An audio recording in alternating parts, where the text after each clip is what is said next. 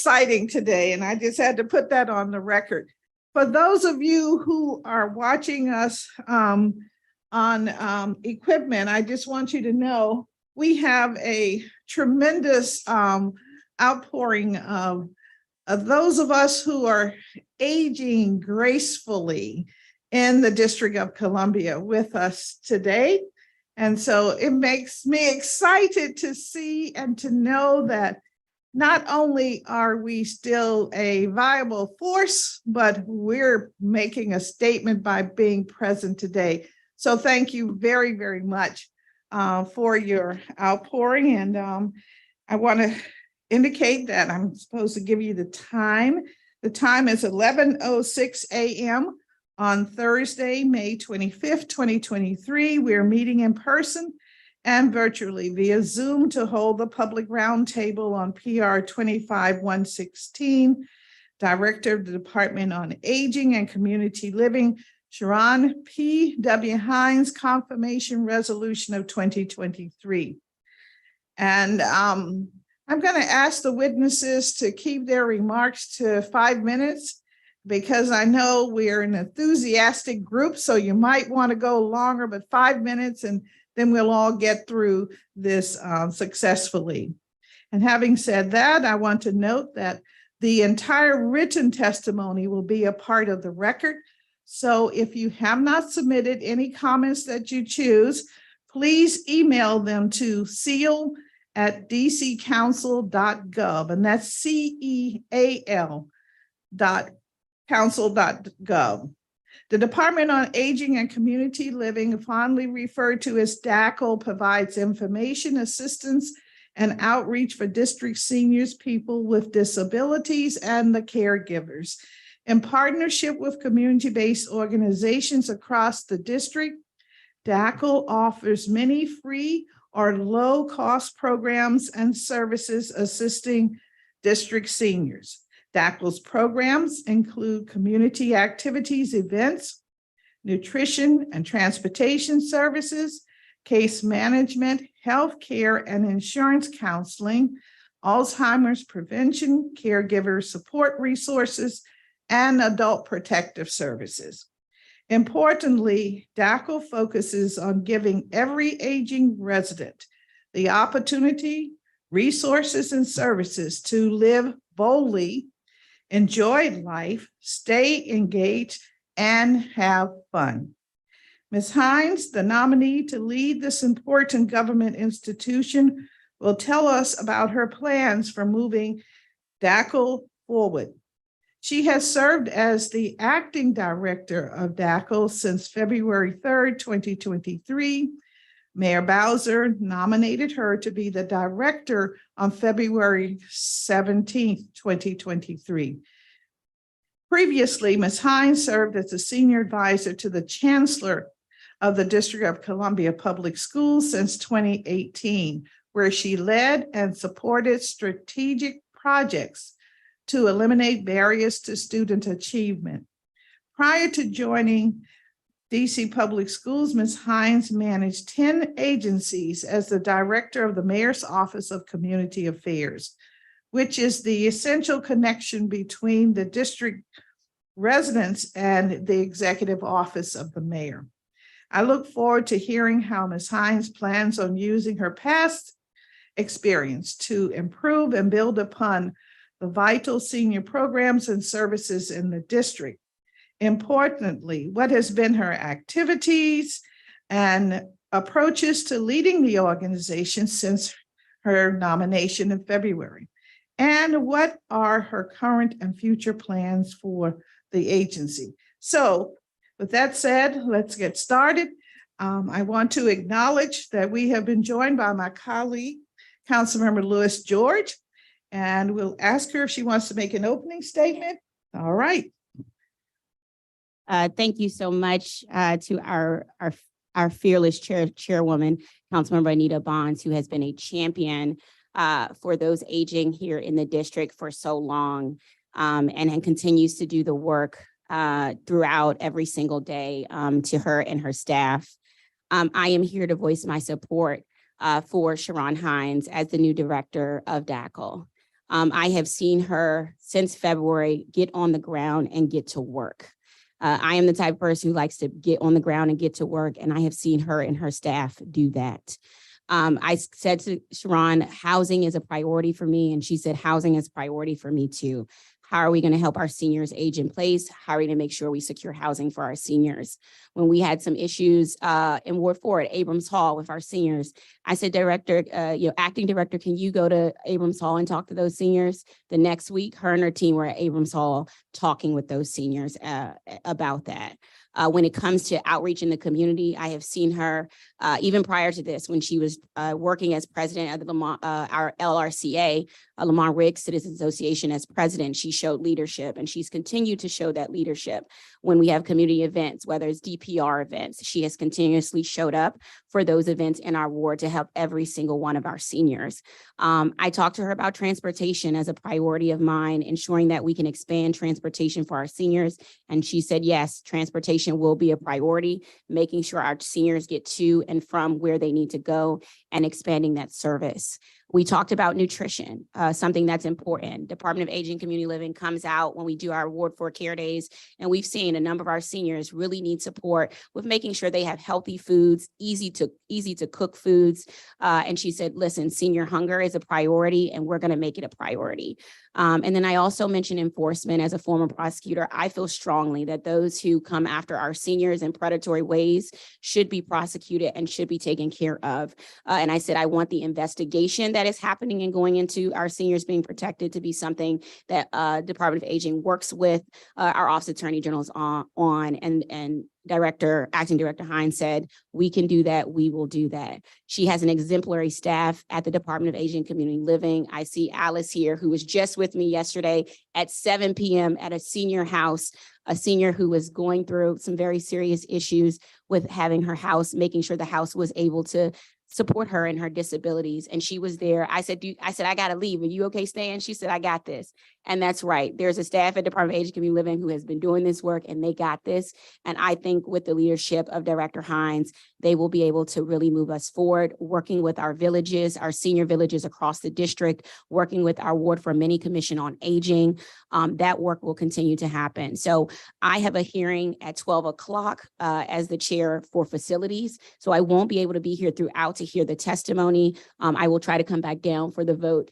But I wanted to say that the work that I have seen Acting Director Charon Hines do in her role currently and in previous roles lets me know that I think she is more than prepared to do this work, and she has my full support and my full vote. Thank you. Thank you. Thank you very much, Councilwoman. We will now begin with our public witnesses, and we'll call the first panel. And that is Professor Roderick Owen and Dr. Lisa Grillo, Joseph McCarty, and Ms. Joyner Taylor. Okay, online. All right. I think all of these witnesses are online. So.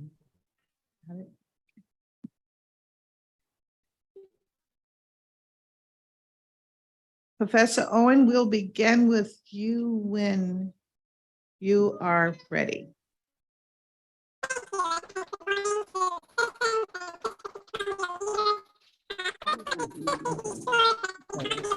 Hi, Mr. Owen. I'm sorry, it seems that we're having some technical difficulties. Thank you.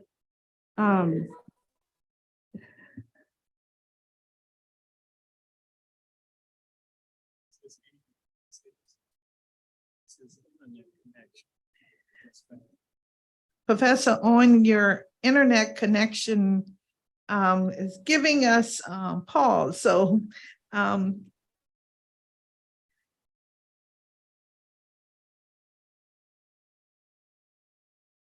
think you might need a slight adjustment to the voice that's coming through.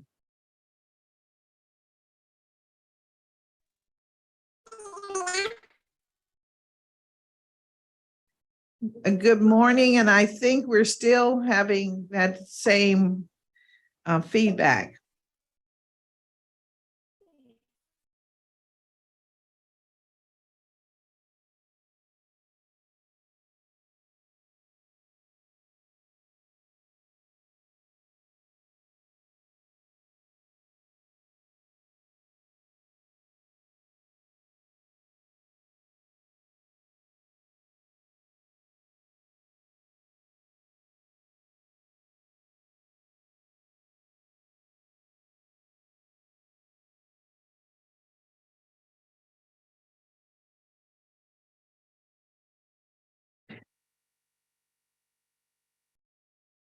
All right, we're going to try to get Professor Owen back in the room so we can receive his testimony.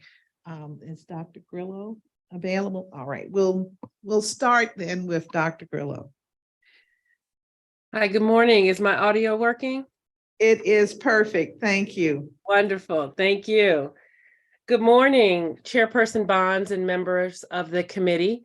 I am Lisa Griot, and I am president of Elizabeth Seton High School.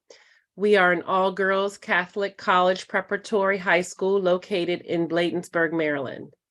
We have a student body of 550 beautiful, dynamic, and brilliant young women who are scholars, athletes, community servants, and leaders. Our girls graduate from Seton and earn scholarships to attend the most competitive universities in the nation. We also have an alumni network of over 9,000 women, many of whom remain devoted to and supportive of their beloved alma mater. Charon Hines is one such alumna. Ms. Hines remains connected to Seton because she possesses an unrelenting passion for education and community service and has exemplified this through her own educational and professional journey. Ms. Hines graduated from Elizabeth Seton High School in 1991, and she attended Mary Baldwin College, where she earned her Bachelor of Arts degree in sociology. She also earned the Master of Arts degree in elementary education from Bowie State University and the Master of Science degree from Trinity University. Her commitment to education is also reflected in her professional roles. Among them are the Title I Instructional Specialist in Montgomery County Public Schools in Maryland and Principal of St. Margaret of Scotland Catholic School in Seat Pleasant, Maryland. Ms. Hines is a true believer that education is, in the words of Nelson Mandela, the most powerful weapon you can use to change the world. It is for this reason that Ms. Hines remains connected to her alma mater as board member and active alumna. She believes in the young women we educate. She works to provide a stellar educational experience to students who otherwise may lack educational access and opportunity. Ms. Hines has served on the board for 3 years, providing sound and experienced leadership. She has led the ushering in of a new administration of the school, using her professional knowledge and experiences to ensure that the school remains focused on its mission and strategic goals. Ms. Hines goes above and beyond the base requirements of a board member by helping us with student and teacher recruitment, securing necessary resources, and serving as a trusted advisor when we face challenges without easy solutions. Ms. Hines embodies exactly what it means to be what we call a Seton sister. She prioritizes integrity and excellence. She respects and honors every individual she interacts with, and above all, she is committed to a life of service. Chairperson Bonds, I emphatically encourage the committee to confirm the appointment of Ms. Charon Hines to the position of Director of the Department of Aging and Community Living.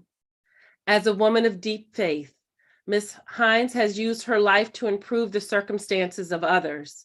She is an exceptional leader with a brilliant mind. She will do important work in this impactful and prestigious position. Thank you for allowing me to speak before the committee today.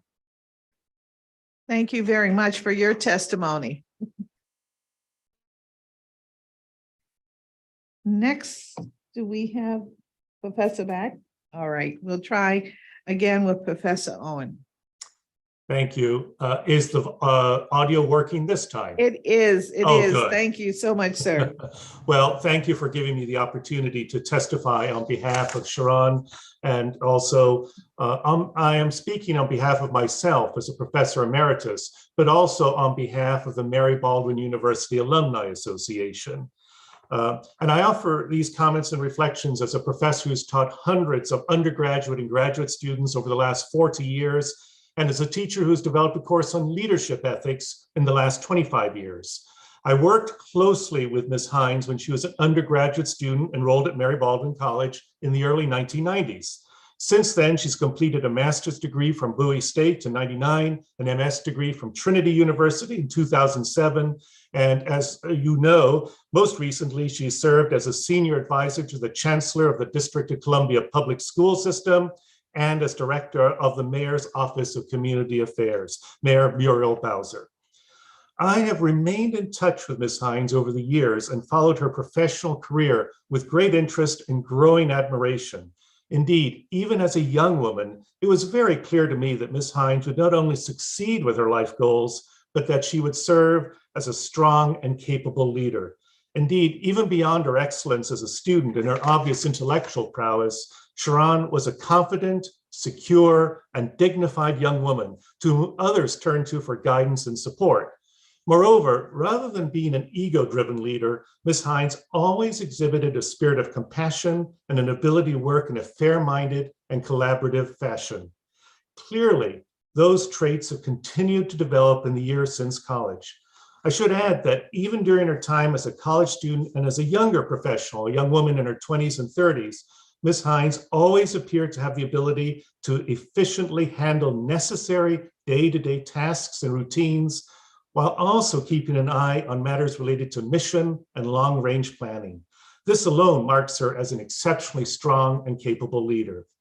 In brief, given Charon Hines' outstanding professional record, her impeccable character, and her exceptional leadership skills, I offer my own unqualified and heartfelt support.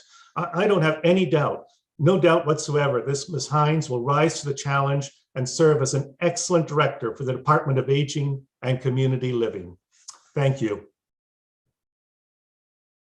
Thank you very much, Professor Owen. Thank you. Next, we'll hear from Joseph McCarley. Good morning, Chairperson Bonds, Councilman Lewis George, a distinguished panel. My name is Joseph McCarley. I'm the Regional Director of Terrific Incorporated's Regional Senior Service Agency. Terrific Incorporated is an acronym for Temporary Emergency Residential Resource Institute for Families in Crisis. We've been in existence since 1975. Our primary mission is to provide safe, affordable housing and comprehensive support services to families in crisis. That is defined as families in crisis, any group of people, children, youth, adults, seniors, and the LGBTQ+ community whose rights to safe, affordable housing, quality care, and human dignity is precluded by age, socioeconomic status, healthcare, gender, sexuality, or religion. For well over 4 decades, we have served as a beacon of light and refuge in time of trouble for countless marginalized and distressed populations in the District of Columbia. We've had the privilege to serve as a provider and care to the District of Columbia Department agencies, inclusive of not limited to DC Child and Family Service Agency, the Department of Human Services, currently the DC Department of Health, HOSTA, Department of Parks and Recreation, the DC Housing Authority, and the Department of Housing and Community Development. Notably, Terrific Incorporated is the Department of Aging and Community Living Regional Senior Service Agency for wards 1, 2, and 4 in the District of Columbia. At the DC Administrator of HIV and AIDS, known as HOSTA, I started my career in public service more than 3 decades ago. Considering the recession of my hairline and the expansion of my waistline, I truly hope that I am aging boldly in place. But over the years, I have learned much, especially that in recruiting and hiring qualified staff, the significance and ability to care and to relate to those in need should be placed at the top of the list. You cannot successfully impact the quality of life if you don't care about the people that you serve. To this end, I passionately recommend and overwhelmingly support the confirmation of Charon P. Hines as the Director of the Department of Aging and Community Living. Succinctly, she cares, she relates, and she knows firsthand the day-to-day concerns, challenges, and needs of District of Columbia seniors and adults with disabilities 18 above and district caregivers. Acting Director Hines succinctly is a people person. And her short stint at as acting director at the Department of Aging and Community Living, I have recognized her personally engage in extensive dialogue, information exchange with seniors, be transparent and relate to seniors and caregivers through her own personal experiences as a daughter, a mother, a caregiver, and party with purpose with her at a citywide health fair, dancing and jamming to the seniors to Purple Rain, Beat It, and James Brown's classic Get Up, Get On Up. That was a lot of fun. Moreover, acting directors Hines, education, attainment, and unique professional leadership experiences, which have been mentioned, so I will make it brief and not add that because it's a part of the record.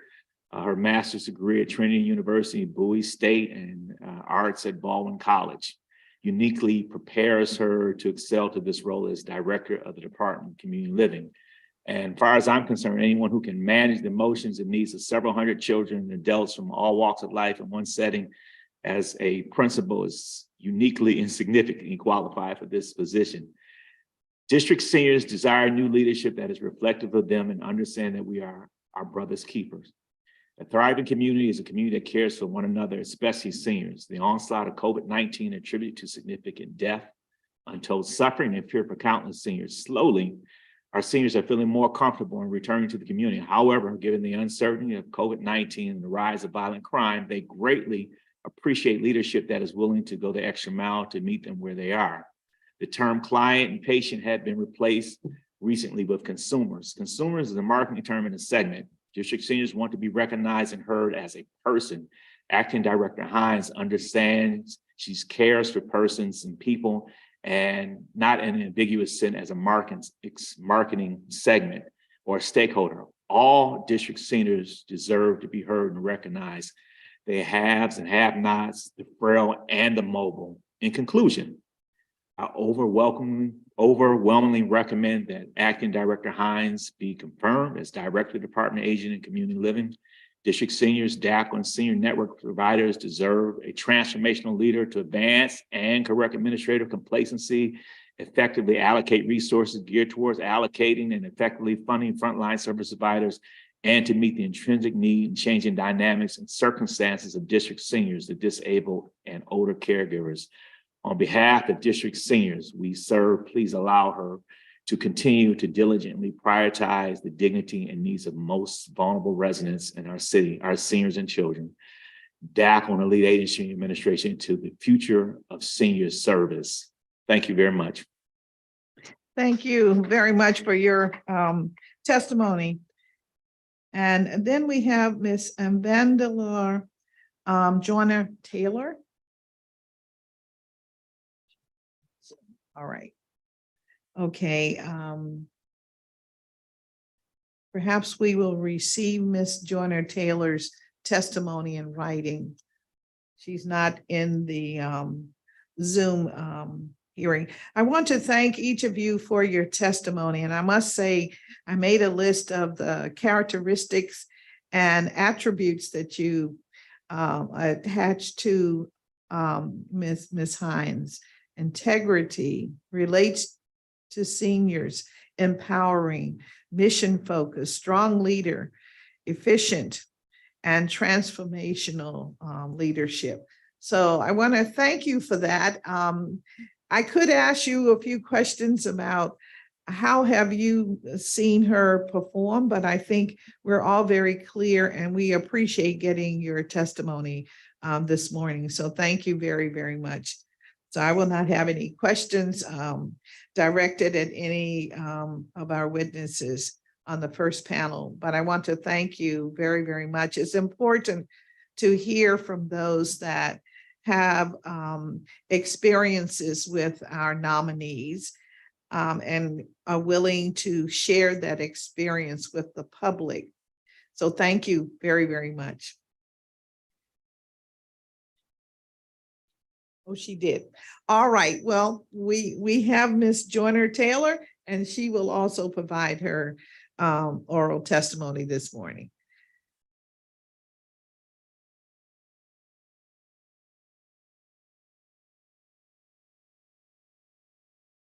All right, Ms. Taylor, Ms. Joyner Taylor, you're on. You can begin when you're ready.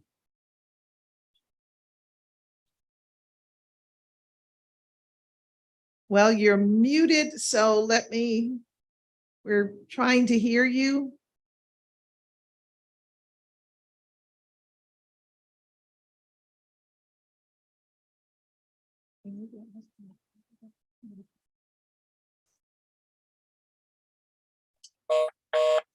Okay. Oh, now we have you. There you are. All right, thank you. All right, and we hear you loud and clear. My name is Vandelia Joyner Taylor. As a 70-year resident of the District of Columbia, it's a great privilege and a pleasure to speak on the behalf of Mrs. Charon Hines' confirmation today. Although we started out as neighbors, our relationship has grown into a warm and fond relationship over the last 20+ years. As a widowed senior living alone for the past few years, Mrs. Hines has been overwhelmingly caring and kind and supportive with assuring my safety and well-being. I have observed the strong work ethics of Mrs. Hines because she has been driven, dedicated, and compassionate about her career. She would leave early each morning and would work late hours to ensure that her duties were accomplished. Not only was she dedicated to her career, Mrs. Hines displayed an overall caring for the neighborhood that she, her husband, and son call home. For many years, I've seen Mrs. Hines under stressful situations, not just with her own family, but being a compassionate and supportive person in emergencies in the neighborhood. Mrs. Hines has been strong and resilient in handling these situations, so I have no doubt that Mrs. Charon Hines would be the best candidate for the position of the Director of Aging and Community Living to serve the citizens of the District of Columbia. And I thank you for the opportunity to speak on her behalf. Thank you. Thank you very much. Thank you for your testimony. I don't have any questions. I think you covered the boardwalk, so to speak. You went through a wonderful list, and very proud to have you amongst the witnesses today. Thank you so much. You're welcome. Okay. We'll now turn to our second panel. And I think we have Patricia Batondo. Is she online also? Oh, there's Pat. Okay. And Dr. Willie Hassan and Estelle Lord. If you would like, you can come forward to the witness table. All right.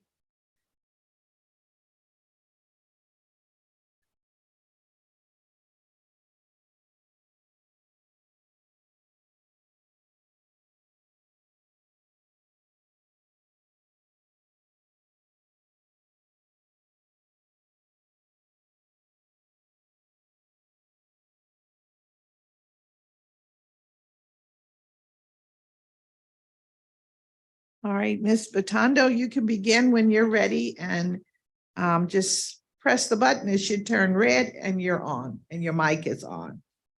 All right. My name is Patricia Batondo. I'm a voting resident You of want- Washington and here to testify on behalf of Charon Hines regarding her appointment as the Director of the Department of Aging and Community Living. I came to Washington in 1959 and worked in the DC school system and the Association for Higher Education. I became acquainted with Charon around 2009 when both of us were active members in the Metropolitan Democratic Club, which is a volunteer political organization that does political outreach in the community. Activities are those such as registering voters and encouraging registered voters to vote. At election time, it entails volunteering in the precincts and assisting voters. Charon was a reliable individual whom one could count on to be the first to arrive and the last to leave. Later in 2015, when she worked in community affairs, I had more opportunity to see her in service to constituents citywide.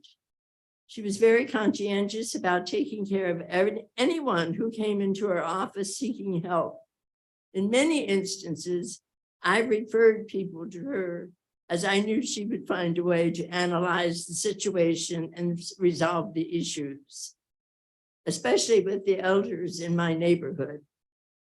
Charon has a stellar record of accomplishments in the education field at all levels, which definitely has prepared her to take on the responsibilities and challenges confronted in the Department of Aging. It is my pleasure to advocate for her appointment, and I thank you for allowing me to speak. Thank you very much for your testimony. All right, we'll go to Ms. Lloyd. Good morning. Good morning. Good morning, Chairman Bonds and staff. I am Estelle Mathis Lloyd, President and CEO of the Ethel Payne Empowerment Foundation, a past president of the Metropolitan Women's Democratic Club, and a longtime resident of the Ward 4 community. Thank you for allowing me to present this testimony in support of Charon P.W. Hines' nomination as Director of the Office on Aging and Community Living, DACL. It is an honor and a privilege to speak on her behalf, to serve as the Director of one of the most important agencies in this city, the one that oversees the welfare and care of one of the city's most precious and cherished constituents, senior citizens. I have known Charon for more than 20 years as one who is well-informed, involved in the community, supports the community, and through her involvement has shown a deep love and commitment for others. She is a genuine person with great integrity, who is honest, reliable, dependable, and extremely knowledgeable. She has the unique ability of combining common sense with intellect, two traits that do not always exist. My first upfront and closest interaction with her is when I served as president of the Metropolitan Women Democratic Club, MWDC, and she served as the recording secretary. Lucky me. She was faithful in attendance and loyal in service. She took the time to understand the mission of our organization, which was to speak in support of women and children, with one of our most cherished constituents being seniors. She worked tirelessly to make certain her work and involvement upheld our mission. She served as one of the organization's greatest advocates. She was always on time for every meeting and took copious notes. For me, she was a dream come true. Charon has a wealth of experience in the education, community, and government arenas throughout the metropolitan area, having served as a teacher, school administrator, senior advisor to the chancellor of the District of Columbia Public Schools, and director of the Mayor's Office of Community Affairs. She has also been president and/or officer in numerous civic and political organizations, of which I have also been members of some of them. One of her greatest attributes is her ability to listen and understand. When speaking to her, from her facial expression, you can tell she has not only heard what you said, but she's going to respond accordingly. She is sensitive, patient, and caring, qualities necessary for anyone working with seniors. I know because I am one. As seniors, we want someone who cares about us, someone who relates to us, someone we feel understands us. We find those qualities in her. She is a leader with excellent communication skills, oral, written, and nonverbal. She's a team player. I've watched her. She's not what you call a big I and a little me. No, she's a team player. And she will work with her team to get them all on board to make certain that we, the seniors, are taken care of. Her skills, experience, and passion will play a significant role in serving as an important voice and advocate for those facing the realities of aging that can be overwhelmingly complex. I believe the mayor has appointed the right person to oversee this important agency. I support her without hesitation and hope others will as well. Thank you for allowing me to testify. Thank you very much for your testimony. Dr. Hassan? Good morning, Madam Chair. Good morning. What I wrote, I thought I was going to say this morning, but after thinking about the last 50 years of Washington, D.C., where it was then and where it is now, and drawing from some of my experiences as a college professor, talking in 3 generations, what brings us here today? Who brought us here today?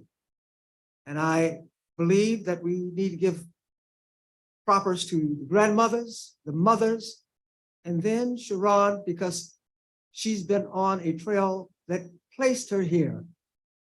And I think about the 20 years that I was a block captain, and I'd worked 40 years with the district government, but my last 20 years as a block captain to bring the story of what other seniors told me to say when I come here today. Mr. Roberts, who fell down and couldn't reach his phone, and I had to go over his house and pick him up.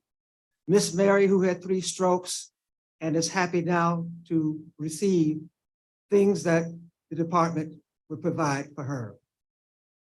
Then I will read what I wrote. To the chairperson and distinguished members of this oversight panel, I am honored to be able to offer testimony on Ms. Charon P.W. Hines and support her candidacy. She is a person who has the abilities and understanding to relate to the importance of this position. She is the perfect nominee with outstanding knowledge and capabilities to fill this position and do, and I scratched out do, because I had job. This is not a job for Charon. This is service. And it's service because having known her and worked with her, and we have within the constituency service community, is when you do something, it's service. It's not a job, and you continue to do that. I have followed her professional career and observed Ms. Hines in these changings and challenges, and has required the department to provide equipment, instruments, and to serve the elderly population. Then I say a little something about the staff. She has a fantastic staff that will work with her, and looking at the experience that she's had prior to this point, she has an idea and also the ability to use the entire district government. Being a past person who worked with the district government, it's not just the agency that you work for, but you can get your resources from every department in this district government, and she's been able to do that and will be able to do that. And I think she comes with us at a very important time for seniors, and that's the information technology area, where the district government has provided laptops for seniors, classes to go along with those laptops. And also with information technology, we have to be aware that there are a lot of scams out there that prey on seniors.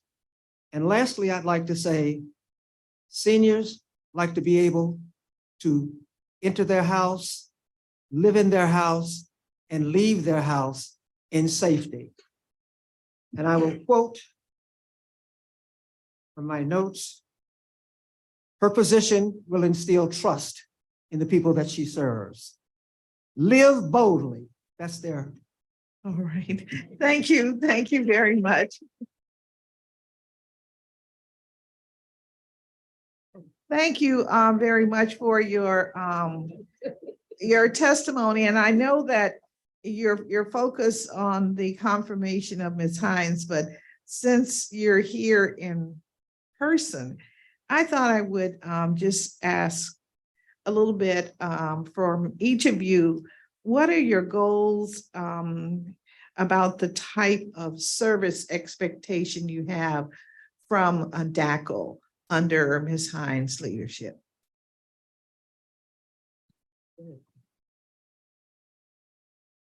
I have only recently become concerned because I've only recently become a senior citizen. That's right.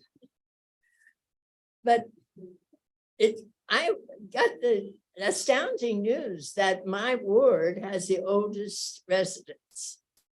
And that caused me to notice some of the oldest residents. And some of them really do need some assistance. And her office has really come down and investigated these people who are in my neighborhood. That's all I can vouch for, who needed help. And frankly, I didn't know the help was out there until only the last year or two. I was not familiar with what her office is doing. And it's amazing what they're doing and what she has done since she has been in the office. They come out and they look to see the needs of the people who are living alone and tell them some assistance programs for them and tell them what appliances to get in their home to make their life more livable. And so I'm expecting more of that from Charon because she has the ability to analyze all these things. Thank you very much. Well, I'm sort of like Ms. Pat. I'm Lloyd? still trying to accept the fact that I am a senior citizen. But with that in mind, you know, I think what we want, I know what I want is to be heard. Just to be heard. Pick up the phone when I call. Listen to me. Don't turn me off. Don't put me on hold and tell me to text you. I may not know how to text because I haven't gotten there yet. So listen to me, but listen to me and hear me at the same time and respond to me.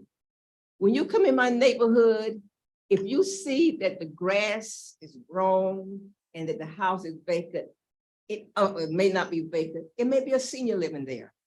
We, the seniors, we have paved the way.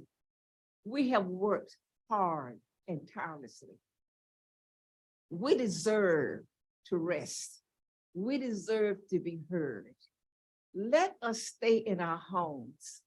Tell my son that, please. Let us. He's trying to. He feels that's because I'm this. He called him over me. You know me. Let me alone. Let us stay where we are. If we need more rails, give it to us. You know, if we need our bathrooms fixed with handicap, give us the rails. Give us what we have given you, our time, our energy, our lives. Just listen and respect them. Okay. All right. Well, thank you so much. Dr. Hassan? Again, I have to go back to think about what seniors know, the lives that they've lived, the number of years that they've lived, the information that they have for the next generation is extremely important, given the fact that our own history is on an assault. There's an assault on who we are, what we know, and what we can do. And so I would hope that within DACL that they listen to what seniors have to say and respect the history that they have. The other thing is with this information technology that we have before us now. I have to admit, on the record, I still have a Rolodex. And I don't have a beeper.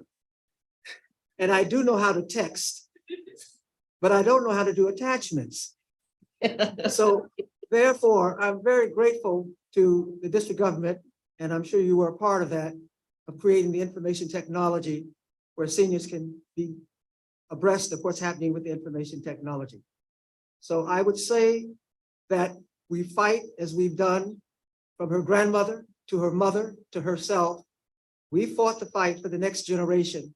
And so I would hope that she would call upon us to do the next generation with what we know. Thank you very much. Thank you. Thank you very much. Thank you for your comments. You know, I get the feeling that we're having a love feast here this morning. And I think we all are in agreement.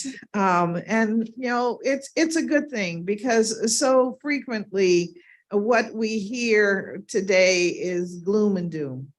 And to be uplifted through the nomination of an individual that can serve us, because I too am definitely one of you, as you well know, is very important.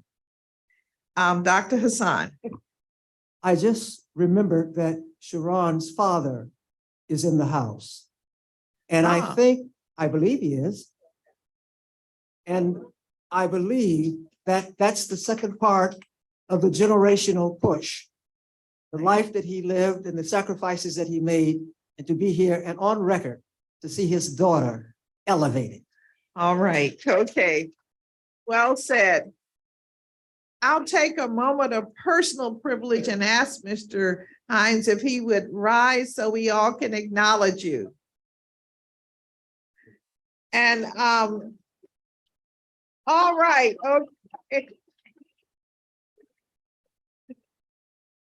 All right, thank you so much and welcome, welcome. And very happy to have you here with us today.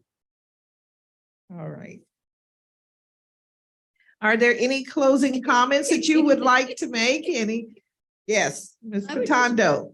I would just like to say one thing, that when it comes to aging, it's not a question of economy so much, because the wealthier and the not so wealthy are reluctant to ask for help. And in my neighborhood, I find that a lot of people are very reluctant to do that. They're living alone, they're widows, widowers. And I have to confess, it wasn't until Charon came into this and helped some of my neighbors that I even knew what her agency did. And so I'm behind her all the way. Thank you. Thank you very much. And it sounds like we are at a point where it's pretty clear that getting the information out across the city can be very, very useful. I too am of the impression that it's great to have the internet and the devices. But I think too, that old, substance that we use, two of them. One is paper, where you can pick up in the grocery store or wherever you might frequent is very important.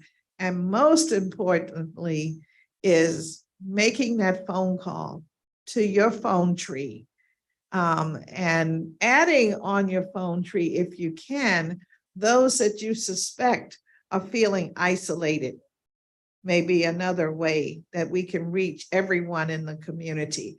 Because as we probably have figured out by now, if we're here today, we're going to be here for another 10 years, possibly 20. And, it's easy now to be here, to be 100. And that's the future. That's who we are today. So let's plan for it and let's get the information out so that everyone can do what Ms. Batondo said. She learned that these are the services that are available. And it transcribes across your communities, your neighborhoods, the type of housing you're in, and certainly your income, because in this community, income is a very big so-called commodity. How can you pay for everything that is before you? And whether you have a small amount or a large amount of resources, you're put in the same basket, and that is we are aging, hopefully gracefully. That's the bottom line, and we have to remember that. And those youngsters who are with us today, they'll get there if they're lucky. If they're lucky. Okay, they'll get there if they're lucky. So I want to thank you all very, very much for your comments today. And we are now going to turn to our witness of the hour, who we'll hear from our government witness, the acting director of the Department of Aging and Community Living, Charon P.W. Hines. All right.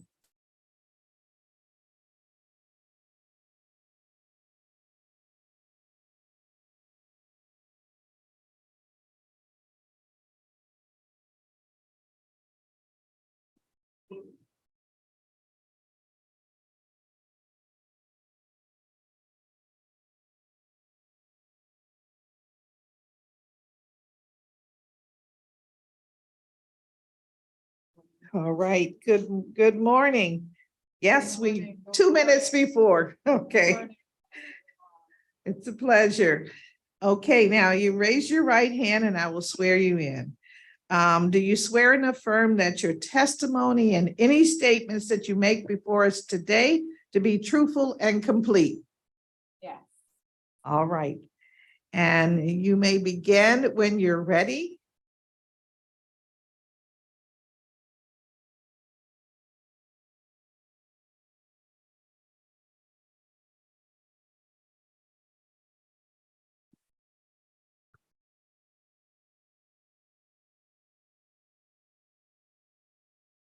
Feel like I'm in my classroom teacher days getting set up. All right. Good morning, Chairperson Bonds, members and staff of the Committee on Executive Administration and Labor, and members of the community who are present here today and watching online. I am Charon P.W. Hines, Acting Director for the Department of Aging and Community Living, affectionately known as DACL or DACL. I am extremely pleased to testify before you today. I want to begin by first expressing my gratitude to Mayor Bowser for the opportunity to serve in this leadership role. Thank you, Mayor, for your leadership, tireless work to ensure the district continues to thrive, and for entrusting me to serve our city's oldest and most respected residents to promote ways for them to age well in our city. I also want to acknowledge my predecessors who have come before me at the agency, whose contributions have left an indelible mark. The late E. Veronica Pace, Geraldine Williams, Dr. Clarence Brown, Donna Dunstan, Dr. John Thompson, Brenda Donald, Laura Newland, and most recently, Jessica Smith. I am incredibly grateful for the strong advocacy and leadership of the previous directors, and I look forward to building upon the important foundation they collectively contributed to. I now would like to take the opportunity to discuss my background, experience, and vision for the agency. Serving Washington, D.C.'s residents has been a cornerstone of my career. I have over 2 decades of leadership, constituent service, community engagement, and education experience as both a teacher and administrator at schools and citizen associations throughout the Washington metropolitan area. Prior to coming to DACL, I had the pleasure of serving our youngest residents as the senior advisor to the chancellor of our DC Public Schools, Dr. Louis D. Farabee. For 4 years, I led projects geared at innovation and best practice sharing and supported strategic projects to help eliminate barriers to student achievement. Before that, I served the more than 700,000 residents, including our seniors, as the district director of the Mayor's Office of Community Affairs, also known as MOCA. During Mayor Bowser's first term, I oversaw 12 constituent service offices, which serve as the essential conduit between residents and the executive office of the mayor. Prior to joining district government, I served in several key educational leadership roles in Montgomery County Public Schools and the Archdiocese of Washington. Of all the roles I have had, the most important role I have held to date, outside of being a new mommy, is a community servant. As a third-generation Washingtonian and proud resident of Ward 4, I have had the pleasure to serve as an active member of the Lamont Riggs Citizens Association, my neighborhood association, where I served as its 3 consecutive president. I was a 3-time consecutive president from 2008 to 2013.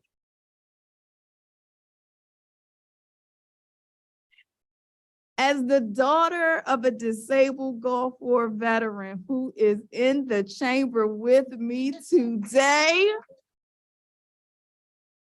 and the maternal granddaughter of a Ward 8 resident who is watching today, I understand the critical role that DACL plays in providing vital services to older residents, adults living with disabilities, and those who care for them. And in this leadership role, it is my top priority to ensure all Washingtonians, especially our city's oldest residents, receive the highest level of care and service they need and deserve. This drives my vision for DACL.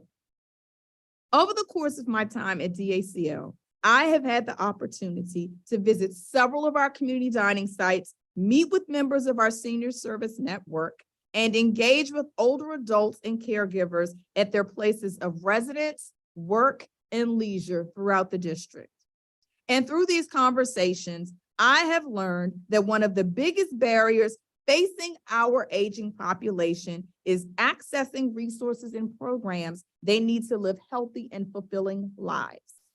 Whether it's accessing critical services that improve their quality of life, or finding connection to new friends, community members, and meaningful activities, our seniors deserve an accessible, effective, and responsive government agency on aging to meet their most pressing concerns and needs so that they can age on their own terms.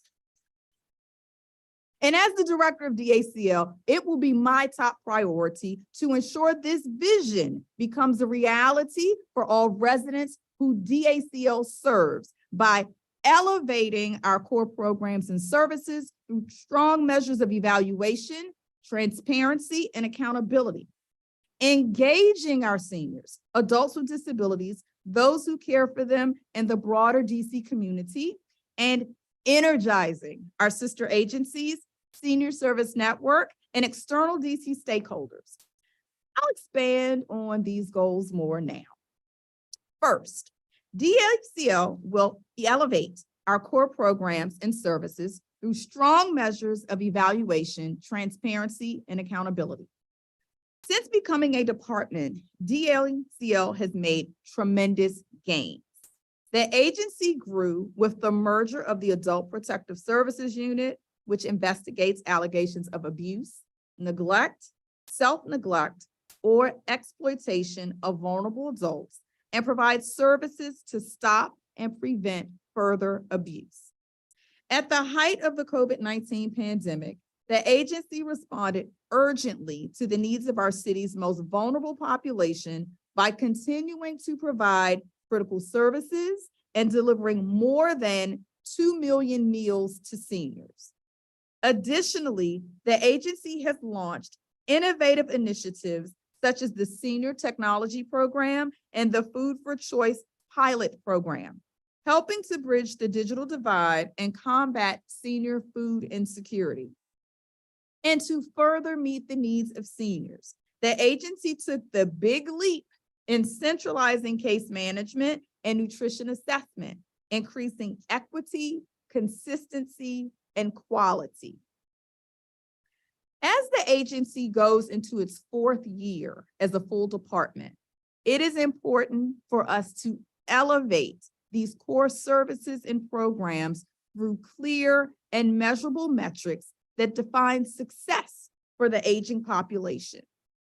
One of my goals as the director is to work closely with our Chief Operating Officer to develop and implement systems that are built on transparency, consistency, and accountability, not just for our agency, but also for our community partners who support us in our work. My next goal for DACL is to engage with our seniors, adults living with disabilities, those who care for them, and the broader DC community. Enhancing our engagement with the community is crucial, not only for the success of our agency, but also for the well-being of our seniors. During my tenure as acting director, I have prioritized weekly visits to the community to connect with our seniors and their caregivers. As director, I plan to implement a more comprehensive approach to community engagement, leveraging the current Senior Ambassador Program. By recruiting and retaining more members from the community, we can establish a neighbors helping neighbors approach and ensure that even the hardest to reach residents receive the assistance they need. The foundation for this program is already in place, and I'm excited to invest in its expansion. The third goal for DACL in the coming months is to energize our sister agencies, senior service network, and external DC stakeholders. During this budget season, the mayor has reminded us that when we work together, there is nothing we cannot do, even in the midst of a challenging season. And I believe this to be true with the work that we do at the Department of Aging and Community Living. We have more than 25 community partners across the district, and their support is vital to the success of our work. As the director, I will re-energize these critical partnerships and expand our efforts to collaborate with other sister agencies and external stakeholders in the city. We must acknowledge that everyone has a role in meeting the needs of our most vulnerable residents, and my plan as director is to strengthen existing relationships while forging new ones to ensure we are effectively serving our seniors wherever they may be. I'm excited about the opportunity to lead the Department of Aging and Community Living, and am grateful to Mayor Bowser for nominating me. I would be remiss if I did not take the opportunity to thank and acknowledge the dedicated staff at the Department of Aging and Community Living, Several of those staff members are present with me today in the chamber, as well as those who are where at 500 K Street Northeast and at 250 East Street Southwest, working on behalf of the seniors across the district. I am proud to work alongside some of the finest professionals in government who come to work each and every day because of the seniors, because of the enthusiasm we have for serving our city and our residents. I also would like to thank all of the seniors who are present today, the public witnesses who have just shared very passionate testimony about my life's work. As a leader, it's humbling when you get to take a seat and hear flowers being bestowed upon you. So those of you who saw me get a little emotional know that that has been all of my life when I stood at the mic singing in the children's choir at church. But it is a good feeling when the work you have done can speak for you. Madam Chair, thank you for the opportunity to testify today. I look forward to answering any questions from you and the committee. All right. Well, thank you very much for your testimony. Very moving. And I must say, I made a list of, let's see, I think I have 21 attributes that are attributed to your life journey, bringing you to this point. Integrity relates to seniors, empowering, mission focus, strong leader, effective, efficient, transformational. See, I added to this now, caring and kind, early and late working to complete tasks, conscientious, supportive in emergencies, a public servant, a common sense with intellect, listens and responds, always on time, an educator, civic leader.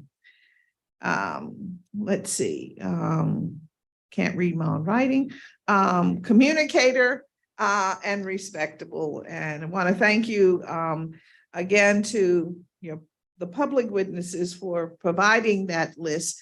But let me ask you, who we are attributing all of these characteristics to, what are the 3 things that you feel are outstanding for you to continue to build on?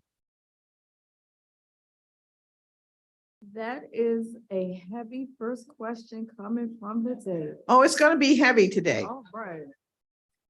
It's going to be heavy because you and I understand what's before us. Yes.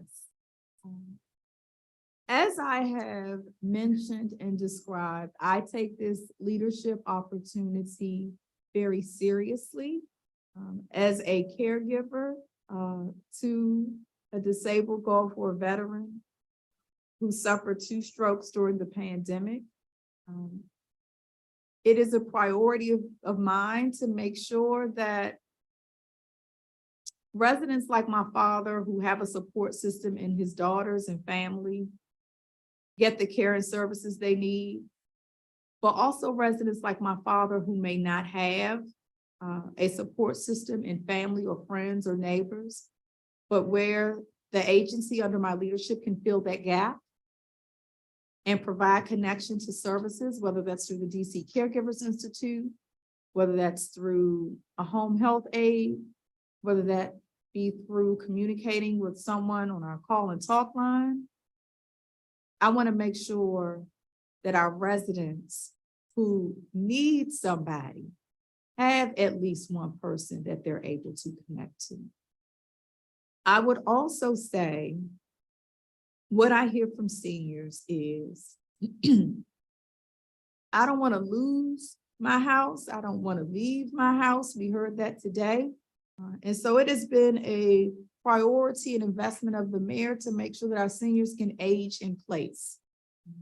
I've experienced that with my own father, with him suffering his strokes, not being able to return home because it's 4 or 5 steps to get to the front door.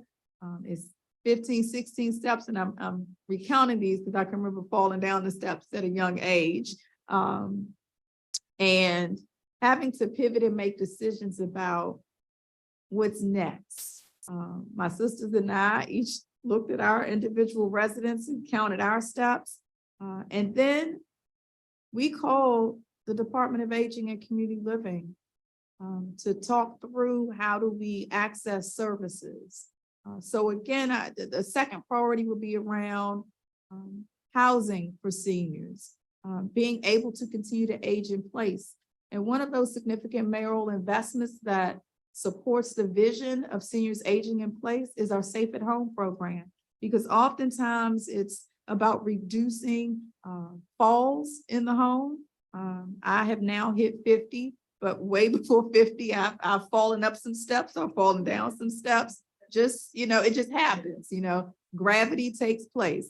My father, I'll make him laugh right now. One time we were walking down 8th Street and the curb was uneven and I tripped and I was rolling on 8th Street. And my sisters and my father, they kept walking and I'm rolling, laughing like, help. And so, I share that to say, as a child, you're not, you don't have long-term physical effects from a fall. But as a senior, we want to make sure that we're reducing falls risk.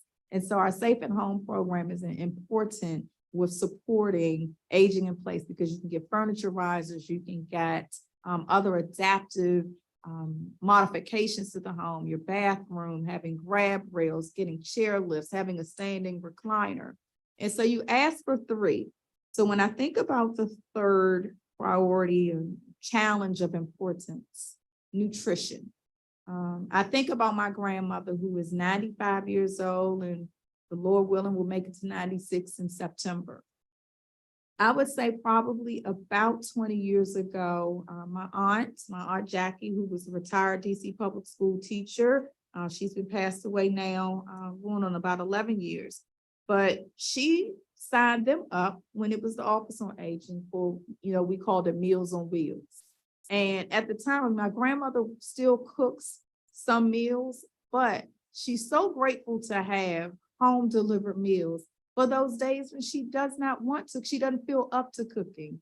Or if, the grandchildren come over and we may be hungry, and I'm included, you heard me say we sit and have a meal with her, whether it's a meal she's cooked, but a lot of times it's been a mom's meal, because then now being in this role, it gave me an opportunity to do some secret shopping and ask her about meal selection, how she likes the food that she's receiving.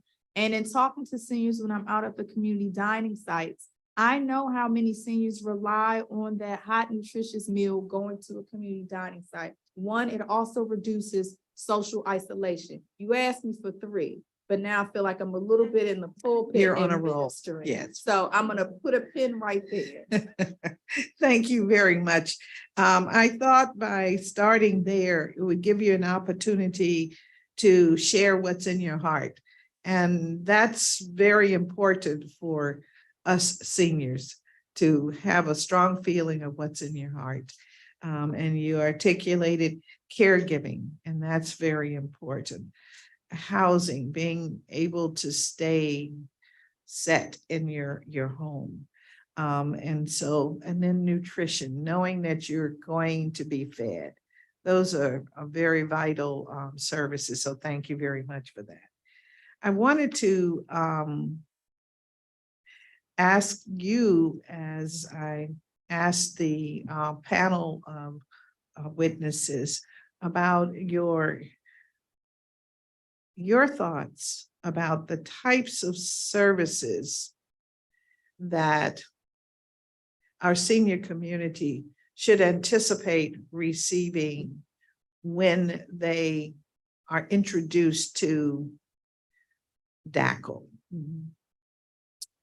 So first, we have a variety of ways that we engage with our seniors. One way is seniors who visit us at our senior wellness centers that are across the city. And I'm happy to say we will have an additional senior wellness center that will open late 2024, closer to December, in Ward 8 Fairlawn.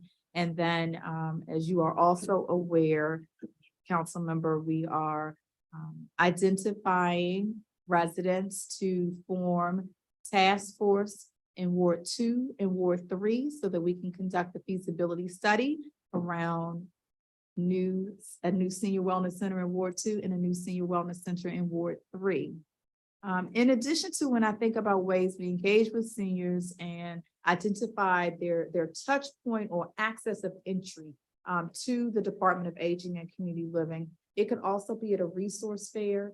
It could be at a senior housing building, whether that's a DCHA property or a DHCD property. It could also be by contacting our information referral assistance line at 202-724-5626. It could also be a call to our Adult Protective Services line, which is 202-541-3950. And I give you those numbers and the different ways so that seniors are aware it's not just one way that they get in touch with our agency. We are out in the community on a daily basis. And so you can meet us in person. We could meet you in person. We could come to your porch. We could call you on your phone. You could also reach us through our app. We have an app that's accessible from your smartphone or your cell phone.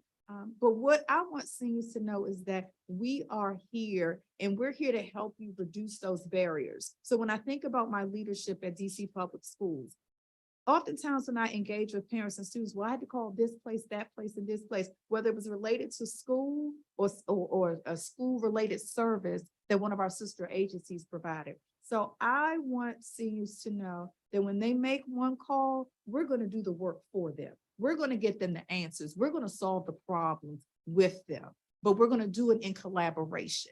Because what I have learned is that listening, being an active listener, is key. And my father will tell you, I'm the baby. So I have to practice listening a little more with him. And he'll just say, Shorty, let me finish.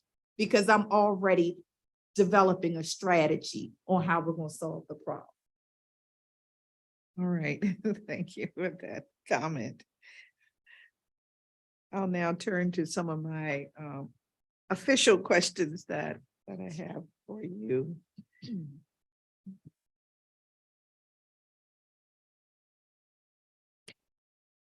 What do you think are the main qualifications for this position that you are nominated for, Ms. Hines? I'm actually going to use one of your comments. Your heart has to be in it.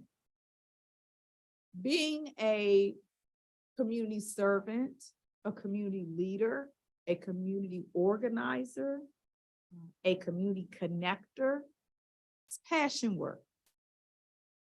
And I started off at a very early age being of service to others.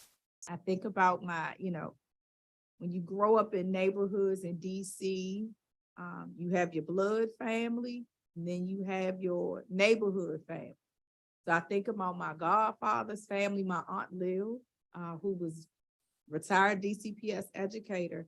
She used to have this, what do we call like a knick-knack stand. And it's a twofold thing. She taught me how to appreciate porcelain, because I used to like to look at her porcelain knickknacks she collected. And so then she showed me how to care for them. So then that kind of became our time that we connected. I would go down, see what new porcelain knickknacks she received. And so then I think about my own family. I come from a family of bowlers, and my Hayes seniors know I am overdue for getting to the bowling alley with me. But my family bowled very well. So we had a trophy stand. So as a result of knowing how to care for Aunt Leo's porcelain knickknacks, I was able to transfer those skills to learning with my grandmother of how to care for the bowling trophies that stood taller than me. And so it's appreciating the little things in life, how you can be rewarded for your talents and gifts, but also how you can be humble and learn how to care and build relationships with seniors in some of the smallest ways that will carry you out through life. When I also think about qualifications for this role, you have to know how to manage. your time, manage others.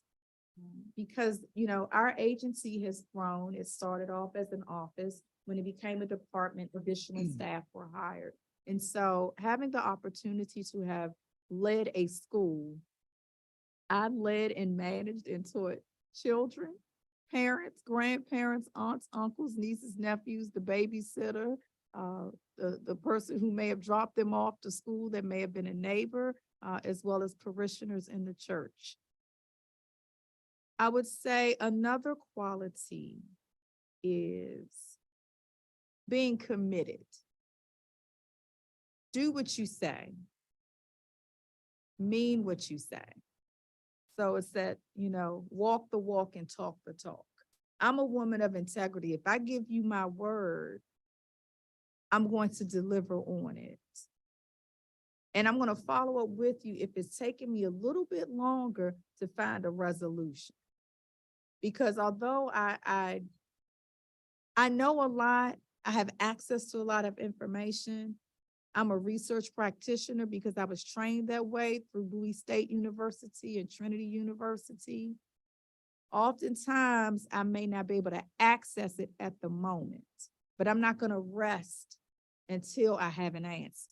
And there are seniors here who can attest and have attested to that level of commitment and service that I provide. Thank you for your response. And without a doubt, I think we all are feeling your passion. And we have had a testament to your management style and capacity, your leadership. And you talked a little bit about your commitment. I want to ask about your commitment from the vantage of, we have a love feast here this morning. We've all accepted that, as it should be, because in celebrating what I call seniorhood is very important. But what is your commitment as it relates to reaching, I would say, approximately 80,000 seniors in the district that are not connected to any service, who may feel that they're isolated, or we call them isolated, but they consider themselves staying to themselves. They have not yet left their apartments or their homes. They are just there. We don't know the status of their living. We know that, as I think one of the public witnesses indicated, they might be there, but the grass may be high, and we don't know that they're really there.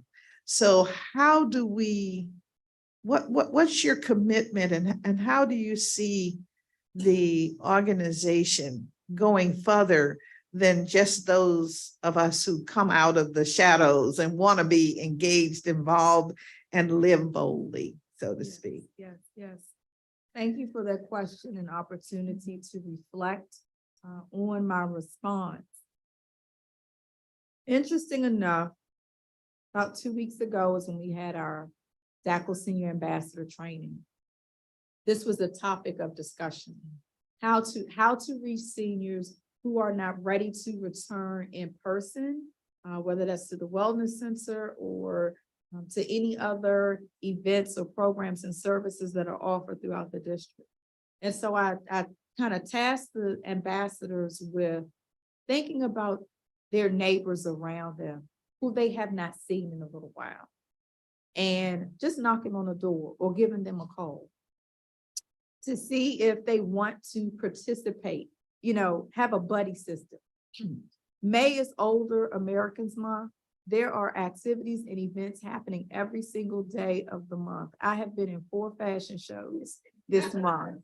And yesterday when I went to Model Cities, there was a senior there who said, this is my first day coming back during the pandemic.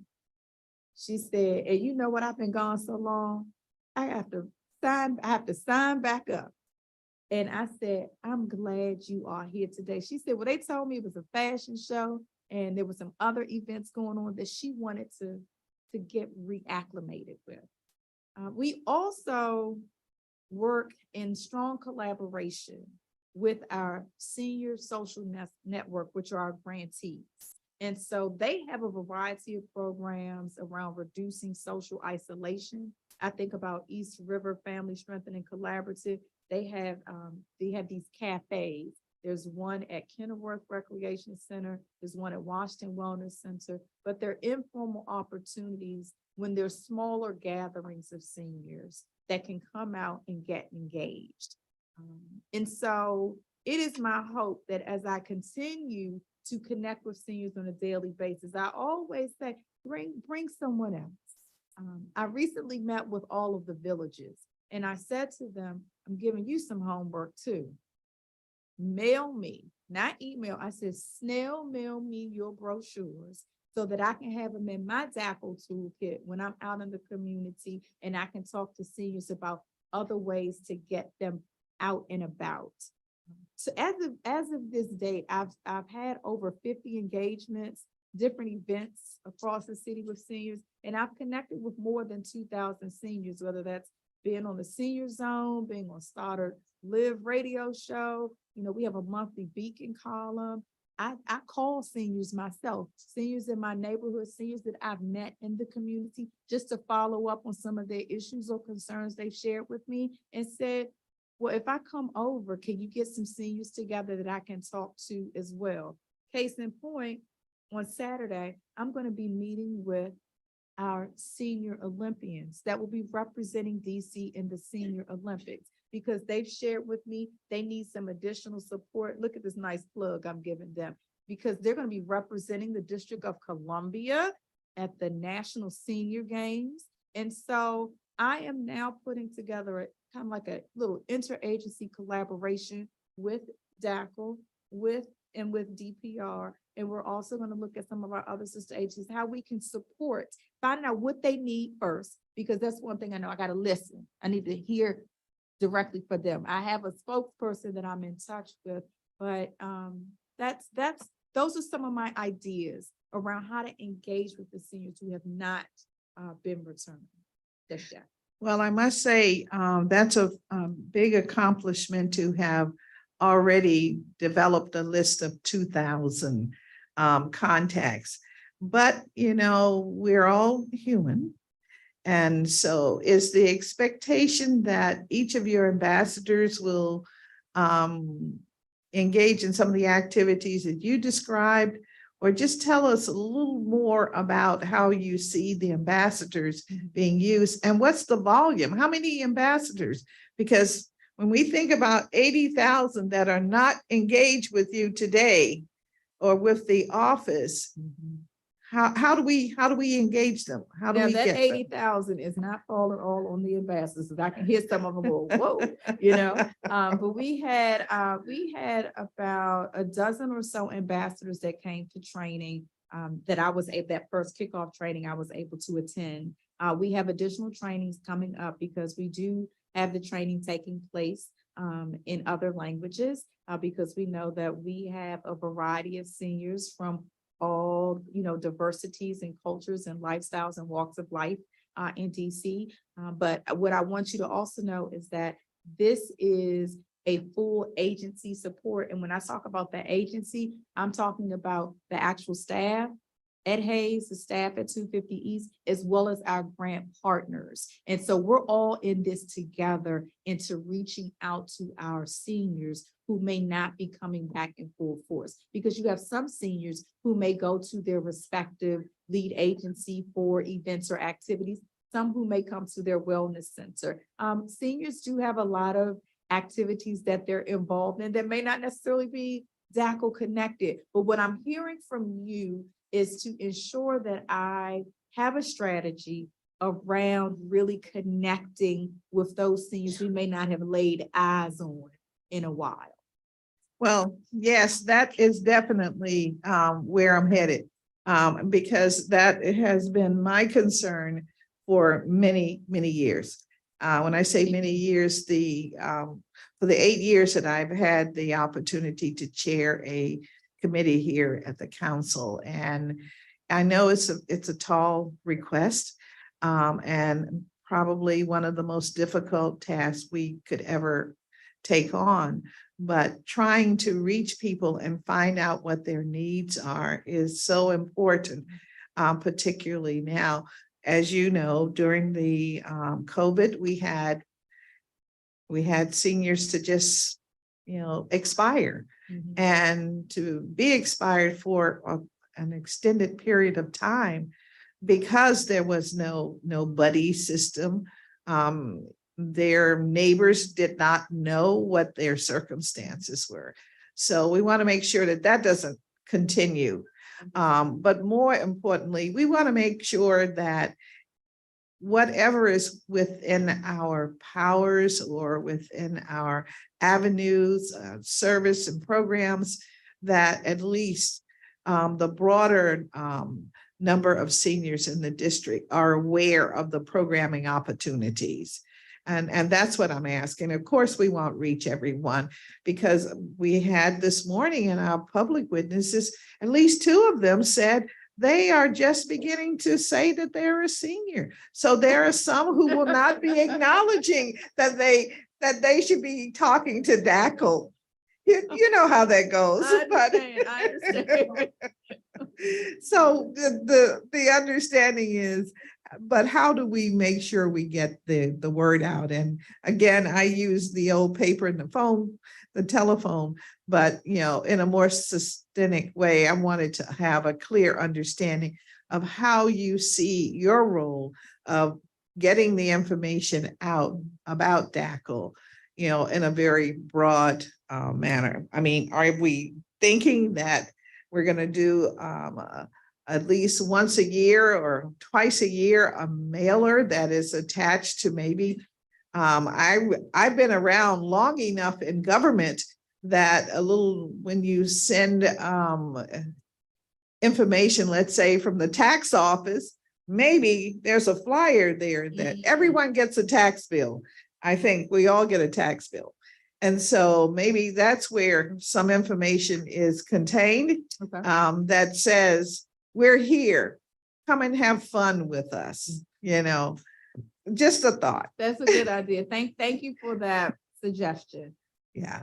All right. I'm really kind of pressing on that because I think that's one of the avenues that we have before us that we have to try and address. I do have a question here about your understanding of the duties and the responsibilities of the director. You have indicated outreach is a big part of your goal, and to be of service wherever and the need may be. But specifically, how do you see your role as it relates to your staff? What are your expectations from your staff? And how will you have your staff organized? Because you will be in charge of this very important agency. Yes. You listed a number of previous directors, each had their own style and approach. And then after we talk about that, think about how you see the those grantees also organizing to relate to the agency and provide services and programming. Okay, so I'll start with my leadership style. I describe myself as a charismatic leader. I like to keep my staff uplifted. When I came through the door on February 13th, I told them, I like to have a lot of fun. It's, we've been in this pandemic, we've lost a lot. We've lost people, we've lost time. And so it's important for me to start off on a high note every day. I walk the building, I greet staff. I randomly call staff. I may send them a message just to say, good morning, just checking in, how's it going? Because I want to reduce that perception of like, oh, the director's here. And so I want to build that relationship with the staff. Another thing is I want the staff to know, and they've seen it, that as the chancellor would describe it, he said, you know, Charon isn't afraid to roll her sleeves up and get involved. Whether that's, you know, leaning in on planning programs and services, clearly communicating my expectations around being accountable and holding ourselves accountable individually by, you know, our different teams and offices within the agency. But what I have also expressed to the staff is that without the seniors, there is no us. So if we keep that mindset in place on a daily basis, without the seniors, there is no us. We are here because of the seniors. And so when you lead with that clear vision and focus point, in comparison, I think about as a school leader, I made data-driven decisions when it came to instruction. I saw how my students were performing, even in comparison, when I think about my teachers, if I saw that there were some gaps in their instruction, I leaned in and modeled a lesson. I provided coaching and support. And so I even call staff, I will call the IRNA line. I'll do a cold call and ask about information. And then at the end, I tell them who they are, who I am. And I give them feedback. And I would like to say that I've been able to give positive feedback because the staff, they're knowledgeable about the programs and services that are in place. But I want them to know, just like with the seniors, I want to meet you where you are with my staff because I'm cognizant the agency has gone through several leadership transitions very recently. Some of them, you know, knew of me, knew about me because of my record of service in DC government and just being a third generation Washingtonian. But it's important for them to know that I hold myself accountable for the quality of services that we deliver on behalf of seniors.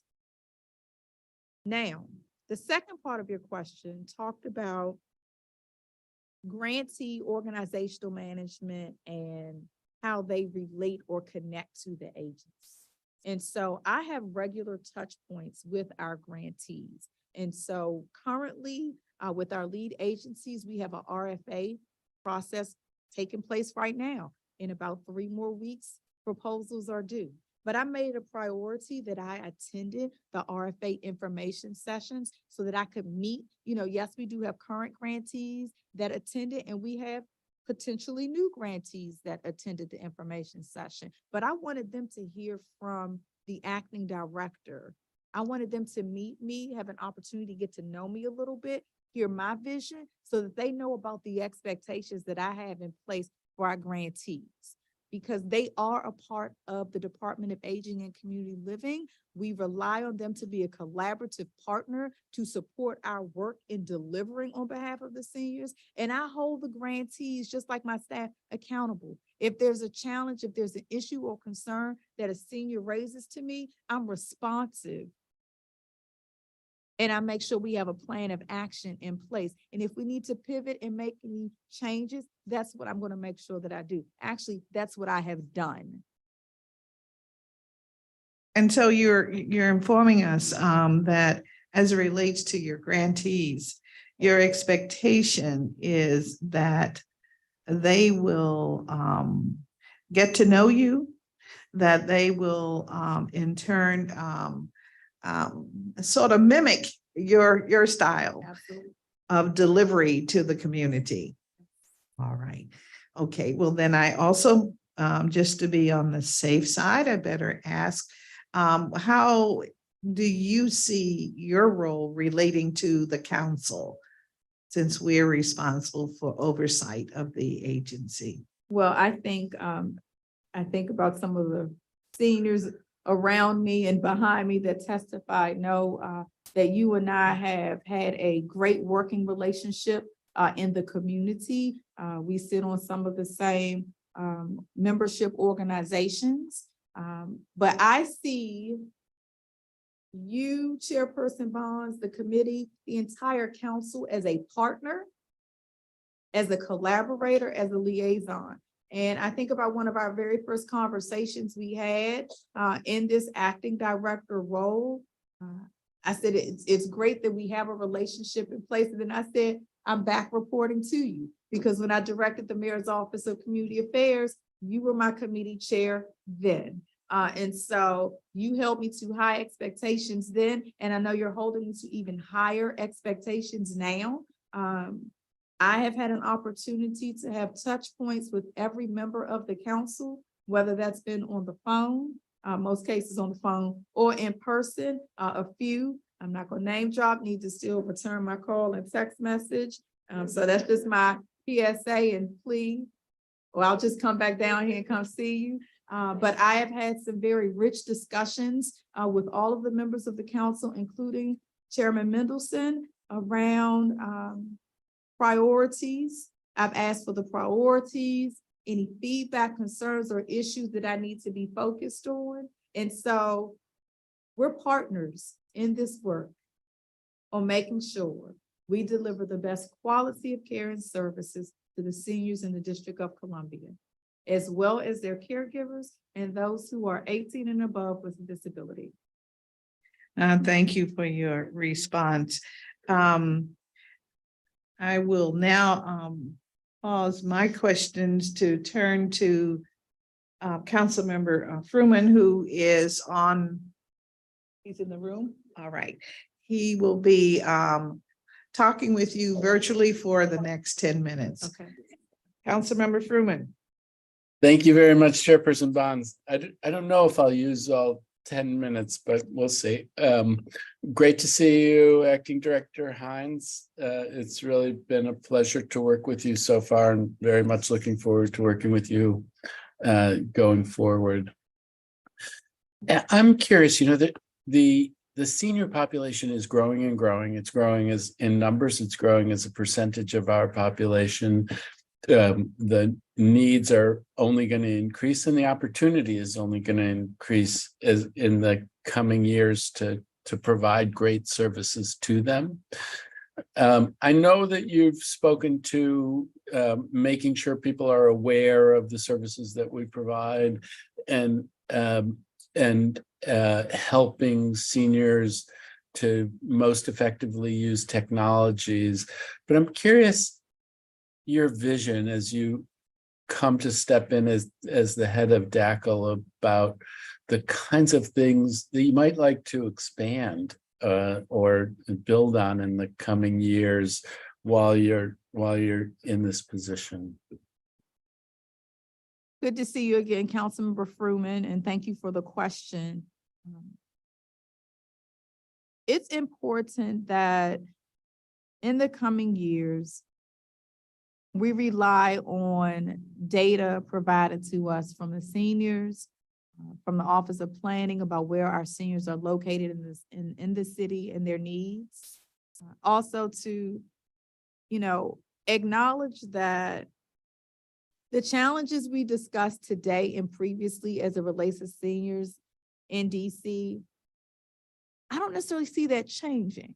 So I see us continuously having a focus on nutrition equity, social isolation, housing, connectivity, and transportation. But I also want to highlight that prior to my arrival in last year, the agency completed a listening engagement tour, The Future of Aging, where over, you know, a few hundred seniors participated in listening sessions and talked about what they need, what their priorities were. And as a result of that, we were able to formulate our FY24 budget and prioritize those needs. And, you know, we want to thank the mayor as well as the council for those FY24 investments. When we think about we're going to be able to, you know, still fully fund in FY24, the Food for Choice program.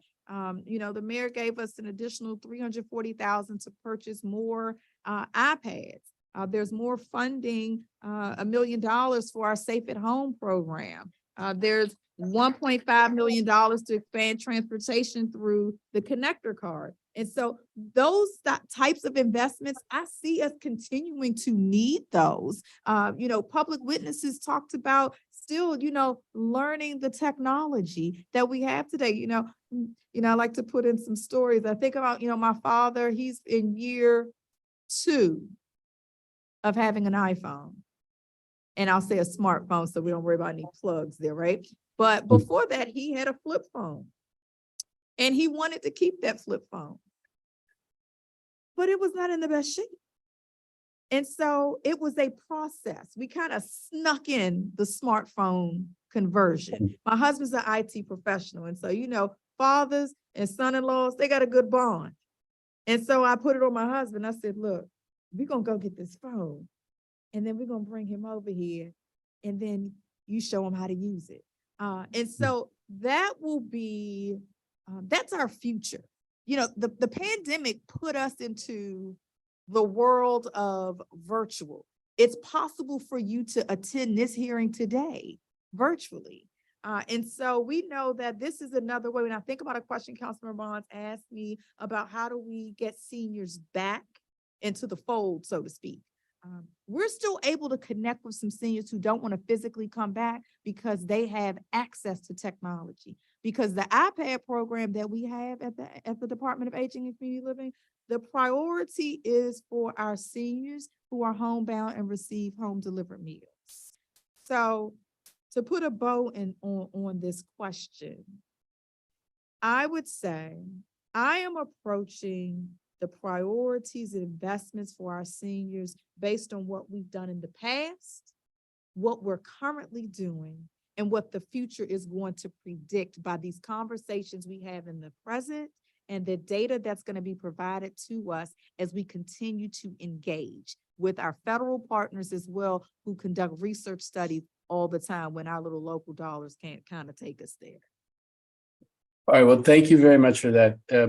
You did a little family advertising, and I guess I will too. On the technology thing, my wife had worked and run the Around Town DC program through Iona, and when the pandemic came, she immediately pivoted to using Zoom and working with the libraries a lot and working to help acclimate seniors to using Zoom. And it was a really phenomenal achievement that I hear every day from people, how important that was to her in that period, to them in that period. And we can do more things like that. It sounds like you're talking about doing more things like that.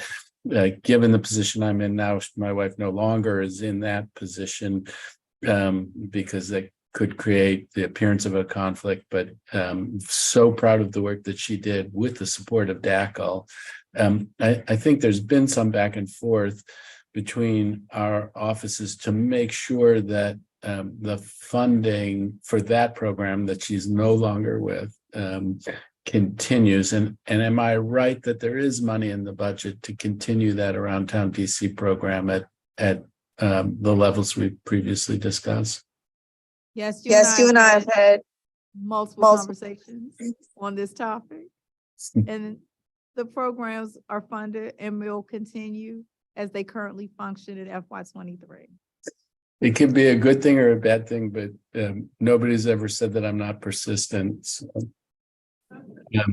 So a different topic that I'm curious in terms of how you see it is, you have, now I'm not suggesting how these things should come out, but you have a request for proposals out. Maybe the responses are in already relating to the lead agencies. I think the lead agency contracts in this next round are smaller than they had been in the past. But how are you seeing the role of the lead agencies in these next coming years? Do you see it as being an extension of the same as what's happened before, somehow different from what's happened before? And if there's a difference, how does the lower level of funding correlate to that difference? Lead agencies are strong partners of the Department of Aging and Community Living. We collaborate often to deliver programs and services to residents across all 8 wards of DC, specifically our seniors. Just a little bit of history for the group today. Our RFA process for lead agencies had not been recompeted since about 10 years ago in FY14. And I vividly remember because I was wrapping up my last leg of my 3-term consecutive leadership period as president of Lamont Riggs Citizens Association. And so, yes, you think about when you're transitioning into an agency, some of the big rock projects, and this was one of them.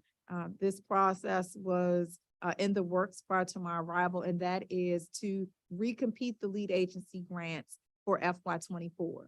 So if you think about it, for 10 years, we didn't have a recompete process. So the goal with having this recompete process is that we will have lead agencies remain some of our strongest partners in delivering services and programs to our seniors. It will be an opportunity. I would anticipate that we would see continuity from our lead programs, our lead agencies, if they apply, right? And then it's an opportunity for us to partner with new organizations to become lead agencies. And I'm going to stop right there because proposals are due on June 14. What's And that? they're working. I said proposals are due June 14, and I know that the lead agencies are working on them. We had Yeah, great no. turnout at the information sessions. No, I hear you on that, and I don't want you to go into the specifics on the RFA so much as, but do you see the role of the lead agencies being as prominent going forward, or somehow not playing as big of a role as they play now? And part of the reason that I ask that does go to that the funding levels, I think, are lower in this RFA process than they Well, had you been. know, Councilman Fruman, FY24, we're in some tough fiscal times. Extremely tough fiscal times. So I am appreciative that we have funding from the mayor and the council to be able to even be able to launch an RFA process where we're going to have funds to continue partnering with lead agencies to deliver programs and services for our seniors. Now, you know, the cost of everything has gone up: food, gas, clothes. And so that is our reality as a nation, as a city. And so if there's a message you want me to deliver to the lead agencies today, it is apply. I'm looking forward to reviewing your proposals, and I'm looking forward to continuing the great work that we deliver on behalf of the seniors in the District of Columbia. I thank you very much, Acting Director. You're Hines. welcome. Always great to see you. Thank you very much, Councilmember Fruman. And I must say that that's a tough question for an agency, because it is about, you know, wanting to make sure we have the services that are needed in front of the public.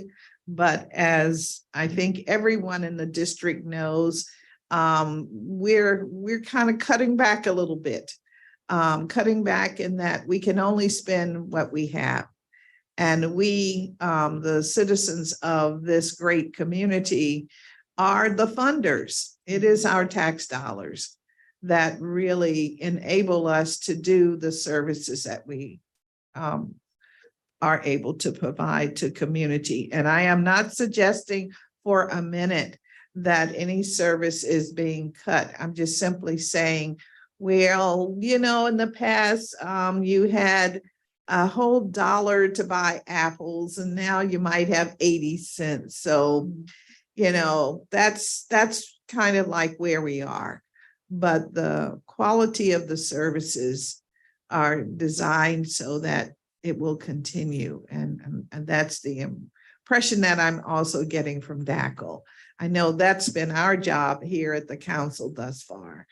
And of course, we are all poised for the next vote, which will be on the 30th on the current budget plan. So we're working very hard to make sure that wherever we can find a penny, we will apply it And I'm working very hard to make sure that DACL has every penny that we can get. So that's the bottom line for us. Oh, yes. Oh, yes. Oh, yes.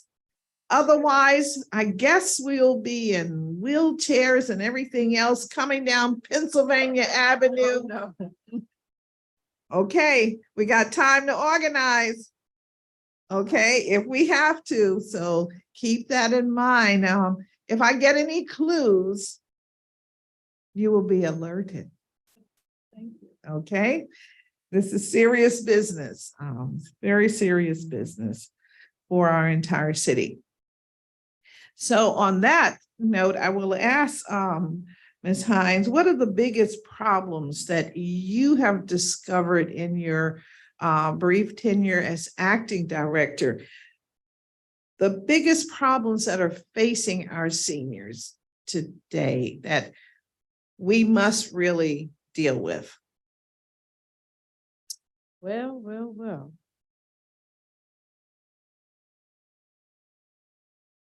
Transportation. We have been able to expand our offerings of transportation for seniors based on mayoral investments, council investments. And so when I think about the connector card, I vividly remember my father had gone to a resource fair with Alice Thompson from the Department of Aging and Community Living. And he came back with a bag full of information. And I was visiting with him that particular day, and he had the connector card application out. Now, he can laugh at this too. You know, as I call him, my daddy is spoiled because he has daughters. He has 3 daughters. And, you know, it's coming up on 5 years that my mom has passed. And so if naturally daughters then take care of their father. So, you know, when I first looked at it, I'm like, you know, you don't need this. We make sure, you know, you have your vets rides. We take you places, you know. But then that was one of those shorty listen moments. Because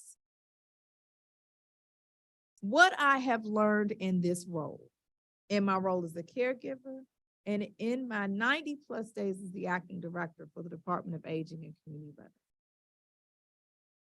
As you get older, life changes so much. And when there are opportunities that our older residents can hold on to a bit of their independence, I want to make sure that happens. So I have to use my own personal testimony around this. Now, have I filled out the connector card application yet? But does my father still get to where he needs to go? He does. But the point that I'm making with transportation, and I've been able to understand this better with my father using the vet's ride through the mayor's office of veteran affairs, is seniors want to be able to go have access to transportation to go to other places other than the doctor's office or to pick up the prescription.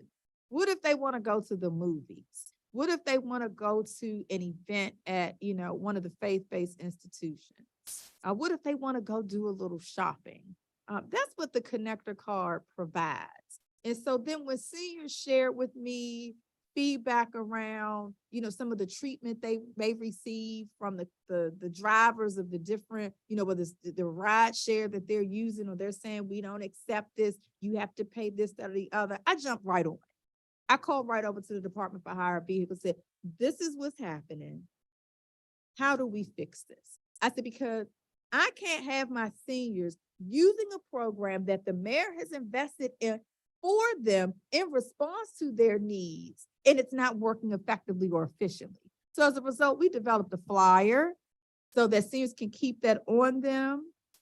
We also talked about, you know, this information should be posted in the car that you're riding in that participates in connector car. So if you're not, you know, because think about it, you're in the car and they treat you some kind of way, you're not trying to call while you're in the car, but it's an opportunity to take a picture of the information and then call the complaint line so that it's addressed. when I also think about challenges facing seniors, again, I go back to nutrition equity, the rising cost of food. You know, all of us experience it.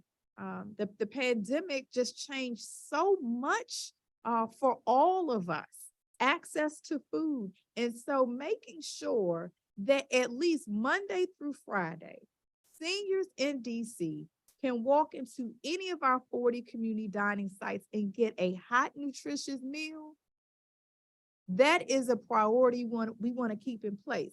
Because I will even talk about this, and I know we have a forthcoming roundtable about our food contracts and vendors that we work with, but I get complaints from seniors about the quality of food. There may be missing food items. The food may have arrived late.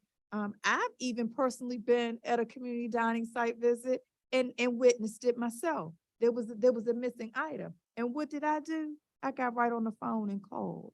I said, I am here. The menu says this. This is the food that arrived. Where is item A? Accountability, meeting expectations, and delivering on behalf of the seniors. Because again, if we're advertising a program or service, we need to deliver that. And even though that's coming from a contractor that we work with, at the end of the day, it falls back on the Department of Aging and Community Living. So we have to hold our vendors accountable, our grantees are accountable. That goes back to another challenge. Social isolation. I know that's very important to you because we talk about that, you know, Councilmember Bonds and I, we talk regularly. We keep in touch because you are a senior. I know you willingly say that. You embrace it with pride. I am now an AARP senior because I'm 50. And so I know that it's important to make sure there's somebody checking on seniors all the time. I had an opportunity to meet your mother. That's probably been about 6 weeks ago. And she told me, come back and see me anytime. And she told me, I don't leave out of here that much. I really don't. But you can come back and see me. So that's again, meeting seniors where they are. You know, I don't want to force anybody to come back in person if they don't want to, but we could take some baby steps. Let's meet on your porch. I'll bring my own tea or my own water, or, you know, occasionally I do like to have a soda or some lemonade or iced tea. So we can just catch up and talk a little bit. Because you just have to meet seniors, you have to meet people where they are. So I think I've given you about 3 challenges: nutrition, transportation, isolation. You know, we've talked about housing, which I know is near and dear to your heart. You know, I've talked to the mayor about how can we create more grand family housing and multi-generational housing. Because now, even though I'm 50, I kind of feel what, you know, I'm at this point in my life, because when I'm half a century, right? You know, I'm at this point in my life where now I can really sit back and reflect on when I was growing up saying, I can't wait to be grown. I can't wait for this, that, or the other. And now I'm here. Not that I say, oh, I wish I was a child, but now it's making sense. And so making life decisions is important, and especially when it comes to housing. So, you know, you have been a strong champion alongside with the mayor on making sure that, you know, seniors have a reduced property tax rate. And that's not easy to fight for.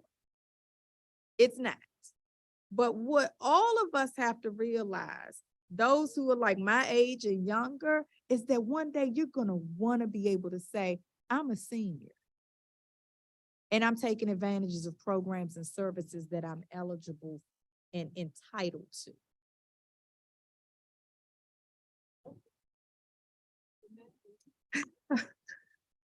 Thank you for your response. Just as a follow-up, when you speak of accountability, I wondered, how do you view conducting the analysis that are necessary to determine whether or not the service delivery system is making a dent in correcting a difficult situation for any of our seniors. And what comes to mind is when we think about, let's talk about nutrition. And let's talk about the fact that we have sort of like bifurcated process, home delivered meals, and then we have the conjugate meal locations. You're going to get comments on both types of food products. And as you articulated, we may even get comments about how it is delivered or what's missing from a menu.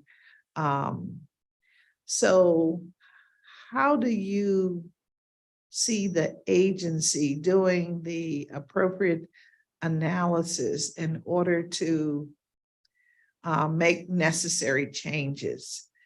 Are we at a point where we are going to diversify like a food contract?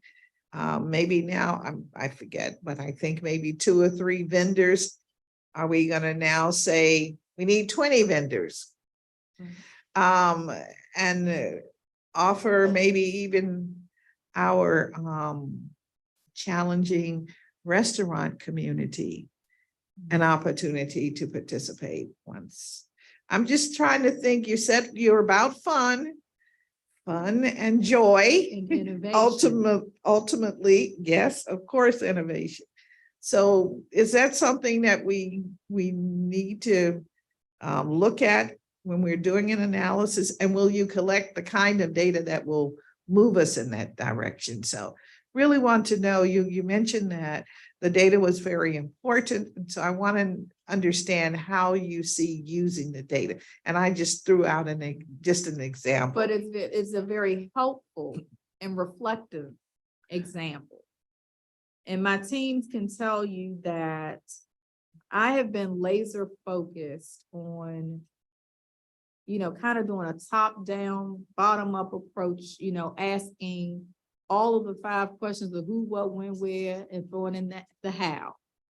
Because I want to make sure that I am fully immersed and have built my capacity around the programs and services that we deliver on behalf of the agency. And so, you keep taking me back to this place of thinking about our acknowledging and identifying our biggest challenges facing seniors. And so if we focus on the nutrition piece, we focus on our home delivered meals program, our community dining sites. What I have the team doing is a part of my accountability check, my progress monitoring, organizational management, being a strategic leader, daily calls to make sure there were no issues, problems, or concerns at our sites. But if they were, they get flagged to me immediately. And then there's a daily call that happens amongst the teams to make sure that the information is accurate. We have a small nutrition team that I will be growing just a tad bit once this vote happens, because I do have a lot more work to do. Not that I've held back being in the acting director role, but once I am able to really lean in more harder, I'll be able to implement a lot more of my accountability measures that I want to see take effect. Because as you can imagine, from a staff standpoint, I'm in an acting director role. They are here, they're watching me today at this confirmation hearing, and they've pledged their support to me, and they have been delivering. But we know that this is where my educational leadership comes in, that I have to teach the level of accountability and expectation that I want to see delivered on behalf of the seniors in DC. And so we are constantly on the phone and in touch with the community dining sites, checking in, again, feedback, concerns, problems, issues. I also have seniors in this room today who keep me abreast of any feedback, concerns, issues, or challenges that may be occurring. I think about our vendor moms meals. We had delivery interruption. And you know, we were on the phone late one night because I flagged it to the mayor, flagged it to Deputy Mayor Turnish, because we also had to go into reactionary mode. Because as soon as I heard there was a delivery, and guess who some of the first people to tell me about it was? My own family. My own family called me before the company had called us. And so, you know, it was a stop, drop, and everybody lean in on this. So my nutrition team worked with some of our other community partners to make sure that we delivered food to our most critical, neediest seniors. We also we leaned on the lead agencies as well as our staff. We leaned in and we started calling through our list of seniors to make sure they had food. If they needed food, we were in constant communication with Mom's Meals to find out when was this going to be rectified, how soon, how fast. And they know, you know, if the director has to get on the phone, it's a problem. But they need to understand, I take my role seriously because I have to be held accountable. Because at the end of the day, it wasn't gonna be, oh, Mom's Meals didn't deliver my food. Where the Department of Aging and Community Living, they didn't make sure I had anything. But what seniors are able to say is when there was a disruption in service because they had some software issues, that the Department of Aging and Community, they brought me some food, they gave me some groceries, they made sure that I didn't go without. Ask you about another area of concern that has been vocalized over the past few years, and that is, you know, as individuals, as we age, we also have sometimes memory lapse, and ultimately we can be Alzheimer's patients. So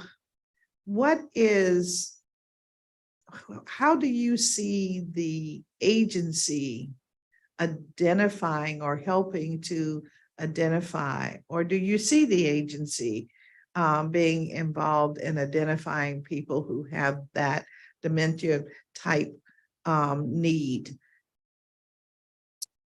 So through some of our grantees, we do have what we call our ADRD programs, our Alzheimer's dementia related diseases.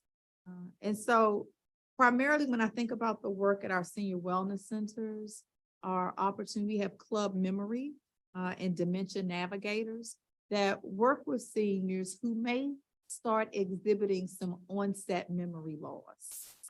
That's through a variety of activities. They're in-person programs and services as well as virtual. And so oftentimes, you know, it's a scary time when you start to notice some things aren't connecting. I can remember my grandmother, and this has been some years ago, she was reading one of her AARP magazines, and it was going over helpful tips to start implementing. And one of them, I remember this, was aluminum foil. To making sure to start reducing the amount of aluminum foil that you were using in an aluminum pan. So transitioning into glass-based baking dishes, Pyrex type things of that nature. But there are also, you know, in the community, I think about Genevieve Johnson. They do work around memory care, Iona Senior Services, and Sibley. And so we are continuing to fund those programs in FY24 as a result of the mayor's investment. So we'll be providing over $500,000 for ADRD programs. And we'll continue, you know, to monitor any increases in seniors who are participating in that programs if we need to look and trying to find, and I say try because of these trying times in FY24 that are approaching us, where we may need to expand or increase those programs and services. All right, well, I appreciate you giving us the high level response, but I'm really concerned with how the agency, or if the agency has tools and systems that can help identify individuals who are suffering, who need the assistance. So we have our community transition team, we have our case management team. So when various assessments and referrals are being completed at the agency, oftentimes that's when those symptoms may be observed. I also think about if we have any referrals to our APS hotline, when teams are going out, you know, that could be our social workers that are going out to assess seniors.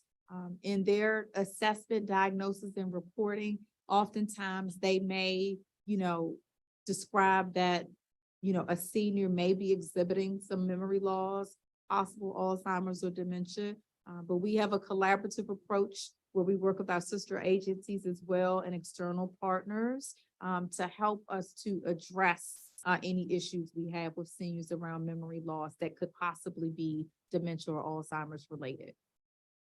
All right, well, tell us a little bit about how you see the waiver process that gives seniors an opportunity to use their Medicaid services. Yes. To help them into other types of services that they need to assist them in the medical situation. And you're referencing our EDP waiver program. So DACL works alongside Department of Healthcare Finance with the EDP waiver process.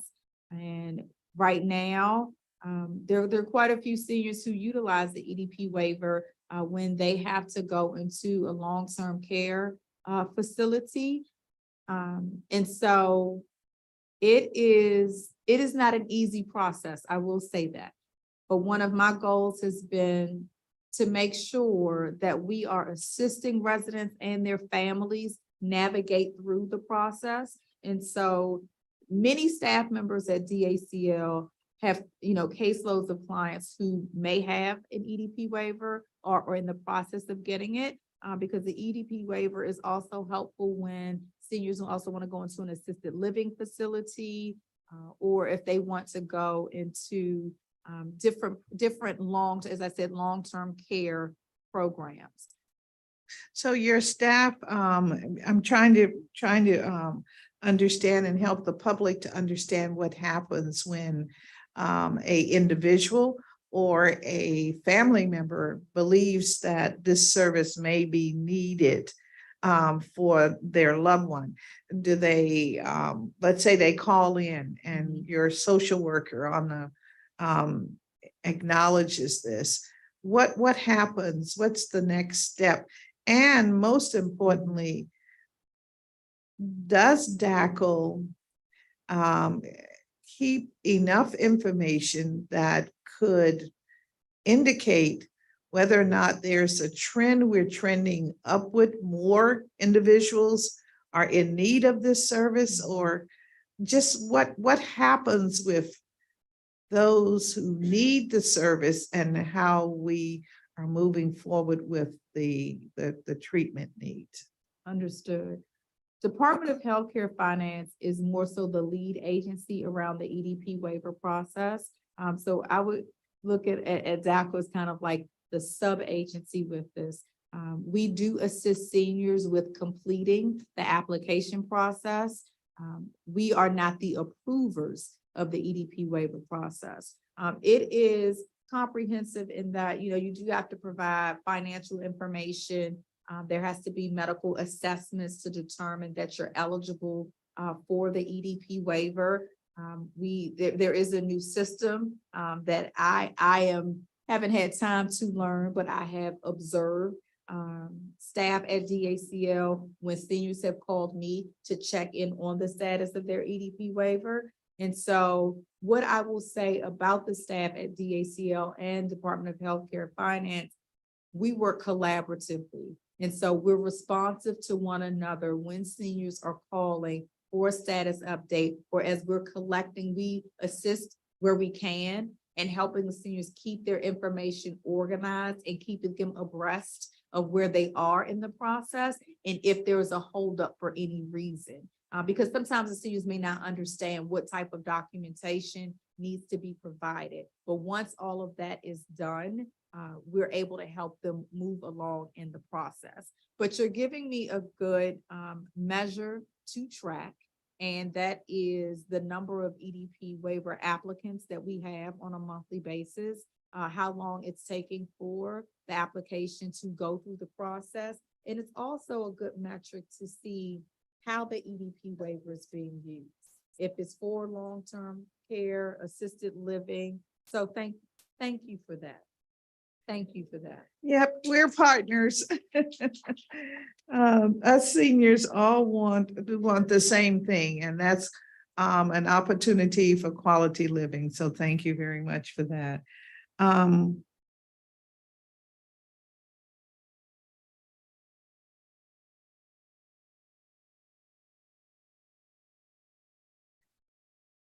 I think we've covered this, but I'll put it on the record anyway. How should our approach to serving seniors differ from our services for younger populations? I think you're highly qualified, given your background, to be able to distinguish any differences if there are differences. Well, council member, I would say everyone wants to be treated equally.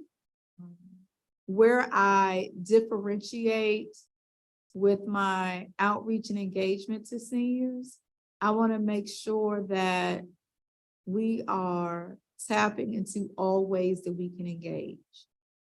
Mailers, the monthly Beacon column, monthly column in the Informer, phone calls, our directory of services that we partnered is a nice blue book that the agency partnered with Iona on distributing, flyers, word of mouth.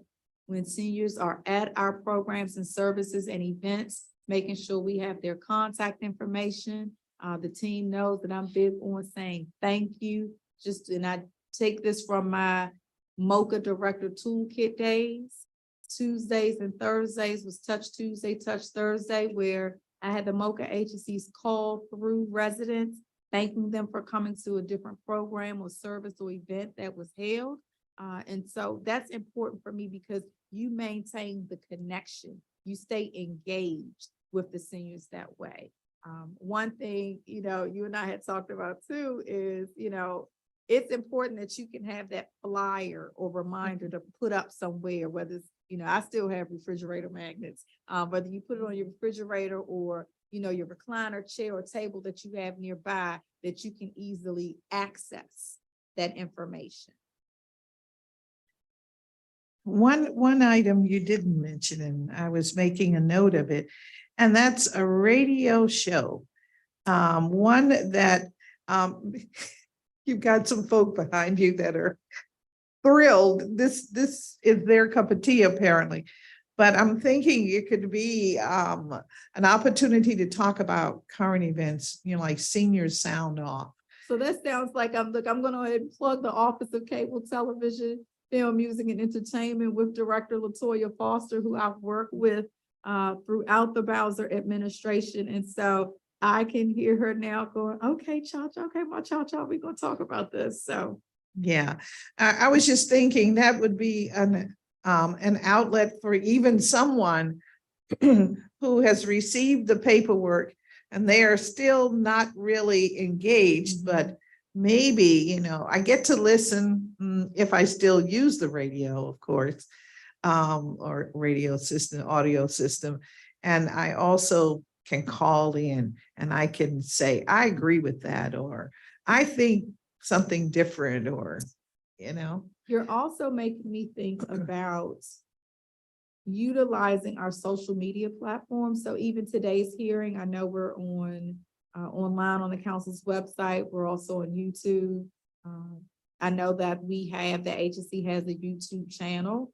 There are some videos up there now, but that gives me an opportunity to work with the team to do some more videos around the topics that we've talked about today, particularly the EDP waiver. So I can see how that will be helpful to have the visual paperwork so that seniors know what type of information they have to collect. And so this taps back into multiple ways of engagement. I think about learning styles. You have visual learners, auditory learners, myself, kinesthetic, just give it to me in all the ways, and I'll decide how I want to, take it all in. Yeah. Well, I appreciate that. Finally, let's talk about what are some of your long-term goals? What do you expect the agency or would like to lead the agency to accomplish, let's say, over the next 3 years? Keep in mind where we think we are financially as a country. It's not just DC, but just, keep that in mind. I would like to see additional programs and services available to seniors. I'll go out on a limb a little bit and think about some of the conversations I've had with seniors around transportation. With the changes in the city, to, streets and making us a multimodal transportation city, oftentimes seniors, depending on where they live in DC, they know if they drive somewhere, depending on the time of the day, they may not get their parking space back in front of the house. So if I think about some long-term goals,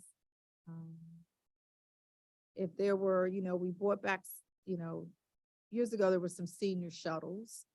So if we had some, designated senior transportation that maybe takes, seniors meet up in, kind of core neighborhood, intersections where seniors could walk to possibly. And I'm not thinking of it in the WMATA sense, but I know we have Neighborhood Connect. So I'm thinking about, opportunities to partner with Department for Hire Vehicles and DDOT, OSSI, around ways that we can expose seniors to more cultural arts. CPR comes into mind, because across government, whether we, actually realize it or not, and I did a chart like this when I was at DCPS, where I listed out all of the agencies across DC government that had a touch point to children and families.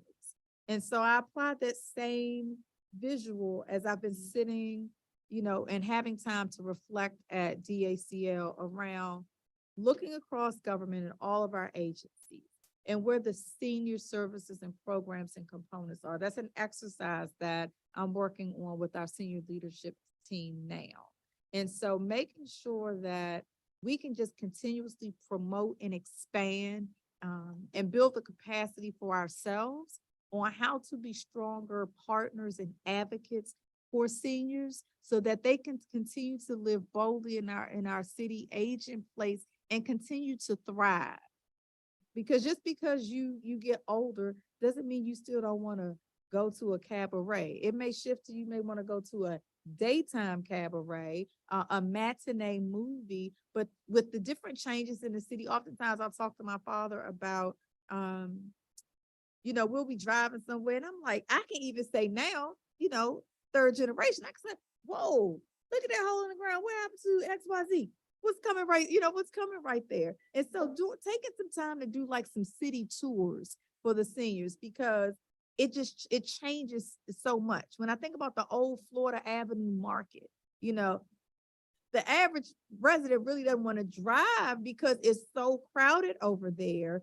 But if we had a shuttle, for example, that could be an outing day to Union Market, the old Florida Avenue market, to see what new shops and things are over there, but having it as an educational component too, so that then you can talk about how can we get over there? What are some of the, services and restaurants and things and activities that we can do there?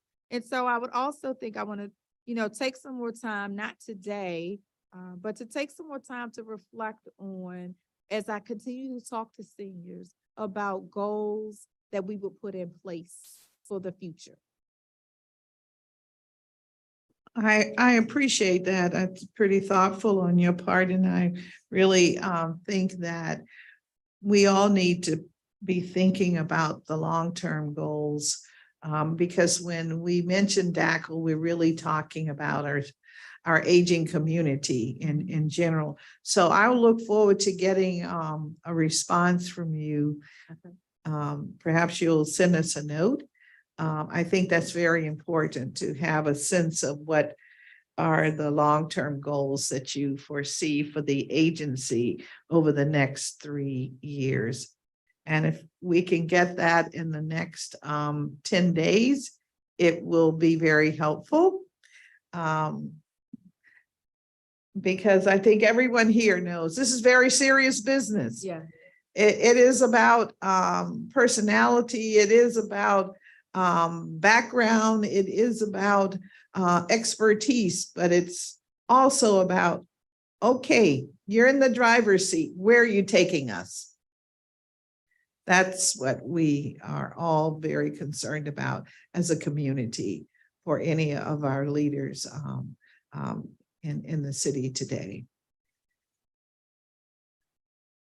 I think you've already articulated to us some of the recent accomplishments. If you care to entertain that at this time, we're poised to hear it. Yes. So as I indicated, as of date, I've had over 50 engagements, which have included me visiting community dining sites, senior wellness centers, events with our lead agencies and our grant partners. I've had the opportunity to be of support, of grief and bereavement support for seniors that we've lost in our community. And I'm looking forward to next week, Senior Fest. I went last year on behalf of DC Public Schools. But anytime that I am able to connect with seniors, whether it's at our wellness centers or out in the community, just, if I'm walking, if I just simply say hello to someone and we strike up a conversation, I have counted those many ways of how I have connected with seniors. Doing check-in calls just to say, hi, how are you doing today? Attending, commission on aging meetings, Ward 4 mini commission on aging. I've had the opportunity to attend and present at ANC meetings on behalf of the Mayor Bowser's FY24 budget. I have met with my cabinet counterparts who are leading other agencies across DC government. I think about DGS. We've been talking about the new Ward 8 Senior Wellness Center that'll come online next year in Fairlawn. We've also talked about our current wellness centers that have expansions going on, Model Cities being one, Congress Heights Wellness Center being one. I also worked very diligently with DGS to make sure that we had HVAC prepared at Hayes Senior Wellness Center, as well as at the Department of Aging and Community Living. To hear the feedback from the seniors, there's a senior at Hayes who bought a beautiful bouquet of flowers with a handwritten thank you card that just said, thank you for your excellent approach to getting the HVAC fixed at Hayes. And one thing that stood out to me is I had to make sure that I provided consistent updates to the Hayes seniors about where we were in the process. And so I do want to give a shout out to the Department of General Services, who's been a very strong partner of ours, and making sure that HVAC at Hayes was a priority because our seniors were there. And I advocated that way on behalf of our senior wellness center is here. We've had to move the box lunches. We have, tents set up outside and kind of had to create a Hayes Senior Wellness Center park outside of the building because it was cooler that way. And so thank you to DGS. I've had an opportunity to meet with Director Green at the Department of Housing and Community Living, the Community Living Department of Housing and Community Development. See, we work so closely together. I've blended both agencies. I've worked with Acting Director Thene Freeman at the Department of Parks and Recreation as well, Director Reyes at the Mayor's Office of Community Affairs, as well as with the directors in the affinity offices there as well. And so I have been, as the young people say, I have been booked and busy on behalf of the seniors of the District of Columbia. And I have been enjoying and loving every minute of it, because this is not my first time working with seniors. As the Mayor's Office of Community Affairs Director, I work with seniors on a daily basis through the MOCA offices. It wasn't, one day was never the same. Anytime you're at a citywide event, you're going to be with seniors.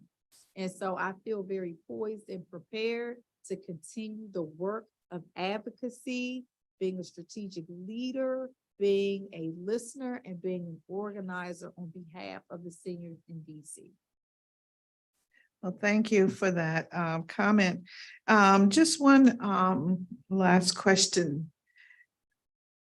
It's very clear that you have many attributes and skill set. But I always ask everyone this. So how do you plan on compensating for what is missing from your skill set bag? How will you do that? Yes. There is a conference that's coming up this July, so U.S. Aging Conference. I, as well as the agency, participate on local, national, federal committees that's focused on the work of agency that comes under the umbrella of Health and Human Services Cluster. So the U.S. Aging Conference takes place this summer, and so I will be attending that conference, and that will give me an opportunity to build up my toolkit. Also, being a member of AARP, I have an opportunity now as a member to receive communications about the latest trends in aging. But at the end of the day, the best data and immediate feedback I can receive in sharpening my skill set is by spending even more time with the seniors. I am getting more knowledge about DC, streets where they used to exist that don't exist anymore, amenities that used to exist that don't exist anymore, just the way of living for seniors. But at the end of the day, their heart still remains in DC, and they want to continue to grow and thrive in DC, just like me, just like my family wants to continue to live in DC and thrive in DC and live boldly. All right. Thank you for that. And now I'll go to our routine form that we have, and I'll just pull from your responses. These are the pre-confirmation roundtable questions that we ask all of the nominees throughout government. And I'll try and find some easy ones. Okay, to your knowledge, have you ever been investigated, arrested, charged, or convicted by any federal, state, or other law enforcement authority for violation of any federal, state, county, or municipal law other than a minor traffic offense? No. All right. Have you ever been investigated, disciplined, or cited for a breach of ethics for unprofessional conduct by or been the subject of a complaint in any court, administrative agency, professional association, disciplinary committee, or other professional group? No.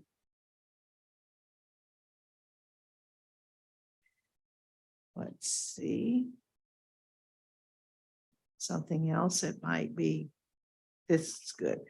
Please list any professional organizations of which you are currently a member or have been a member in the past 5 years.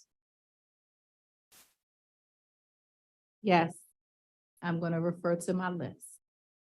Association for Supervision and Curriculum Development from 2018 to 2019.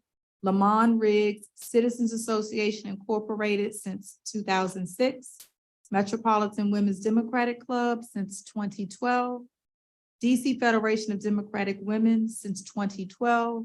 Women's National Democratic Club since 2013.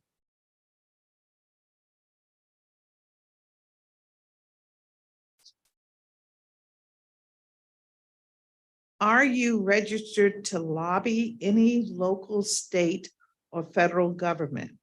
No.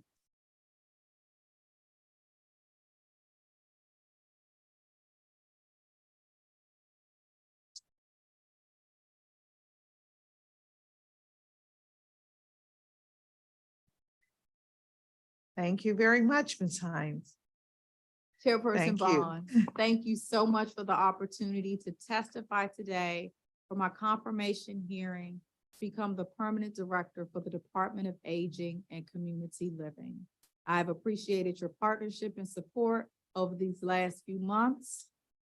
I am optimistic that we will be able to continue working hard together, collaboratively, alongside the full council of the District of Columbia to advocate and deliver on behalf of the seniors in the District of Columbia.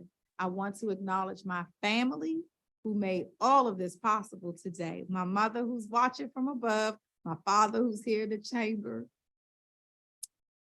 my entire village.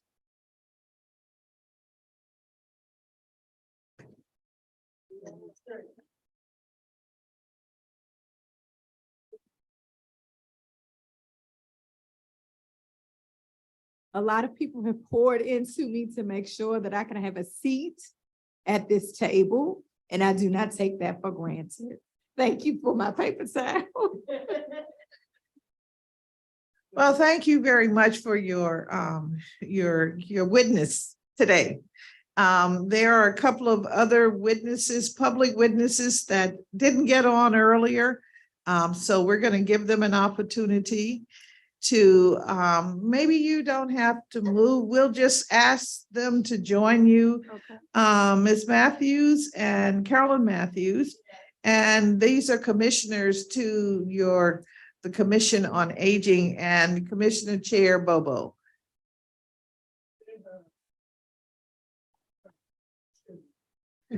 All right, well, cheerleaders, move to the front table. Thank you. I'm not.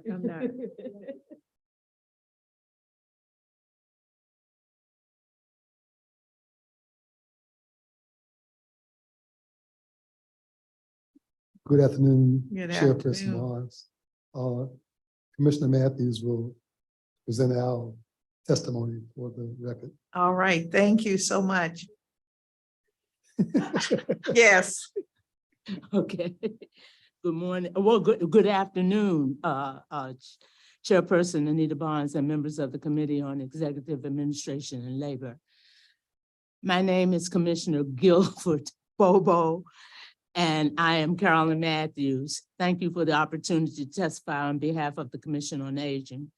As commissioners tasked with advising the mayor, the city council, the Department of Aging and Community Living, and the public concerning the views and needs of seniors in the District of Columbia, the Commission on Aging would like the mayor and the city council to consider our view of the confirmation of Acting Director Charon Hines. The commission has observed several areas it considers important in a director for the Department of Aging and Community Living. They include leadership, interaction with senior community, and the ability to advocate for seniors with the mayor, city council, and all other agencies that provide services that affect seniors in the District of Columbia.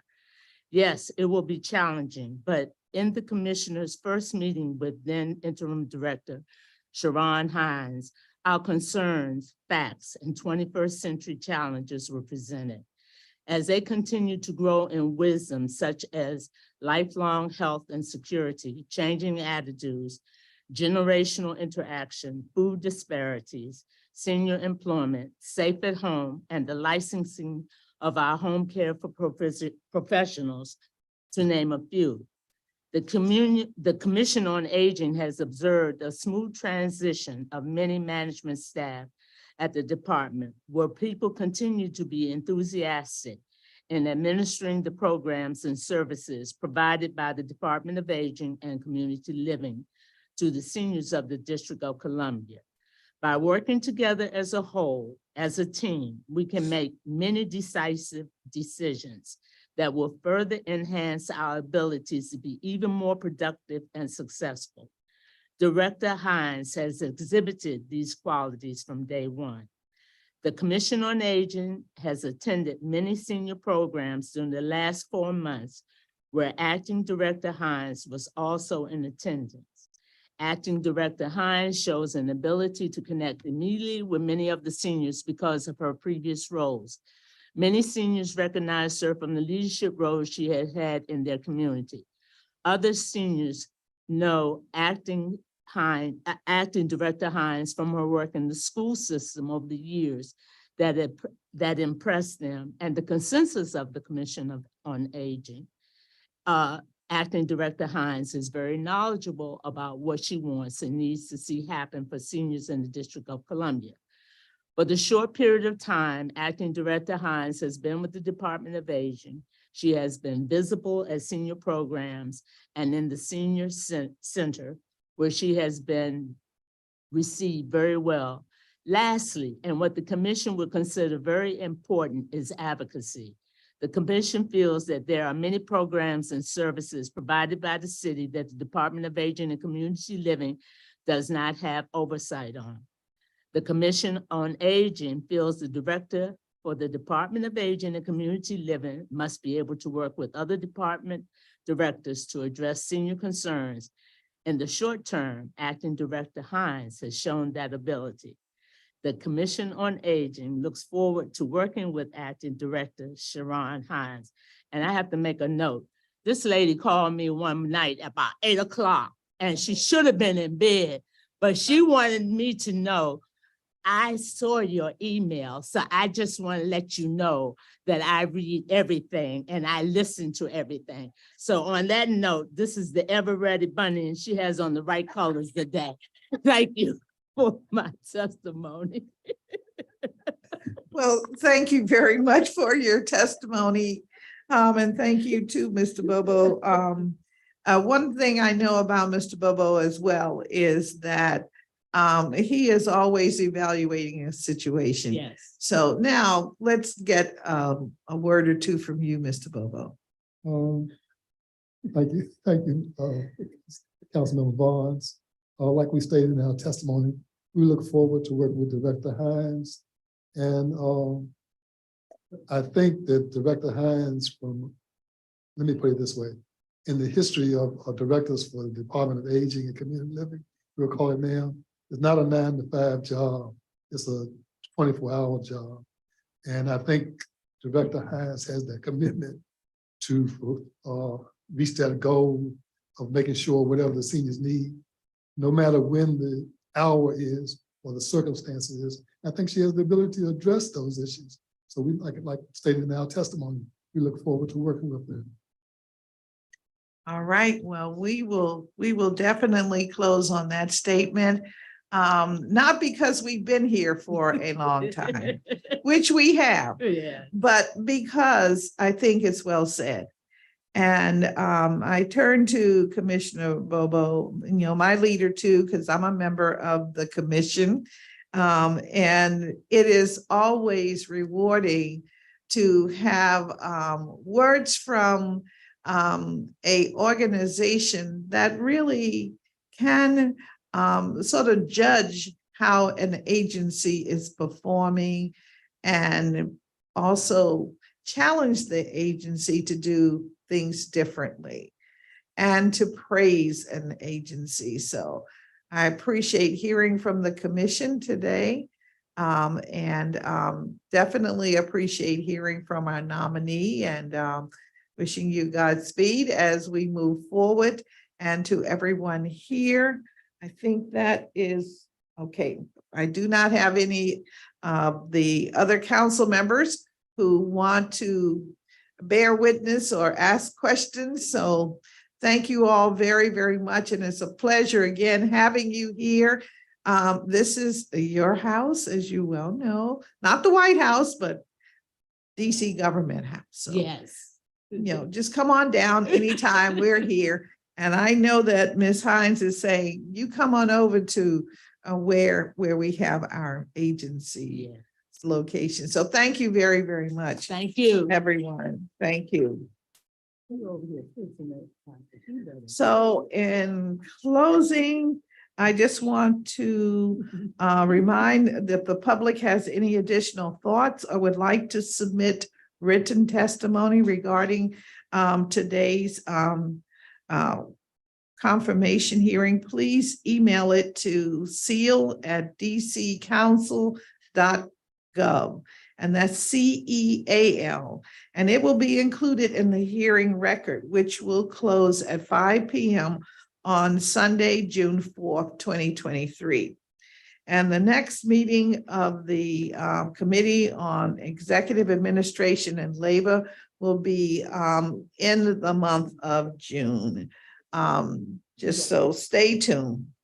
This concludes today's hearing. With that, the time is now, I think it's 11. No.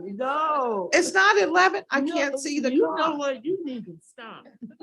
Oh, it's 1:56. You're right. I'm looking at that back. Okay, 1:56 p.m. on the same day that we started, May 25th, 2023. And thank you again. You're welcome. All right, see how alert we are?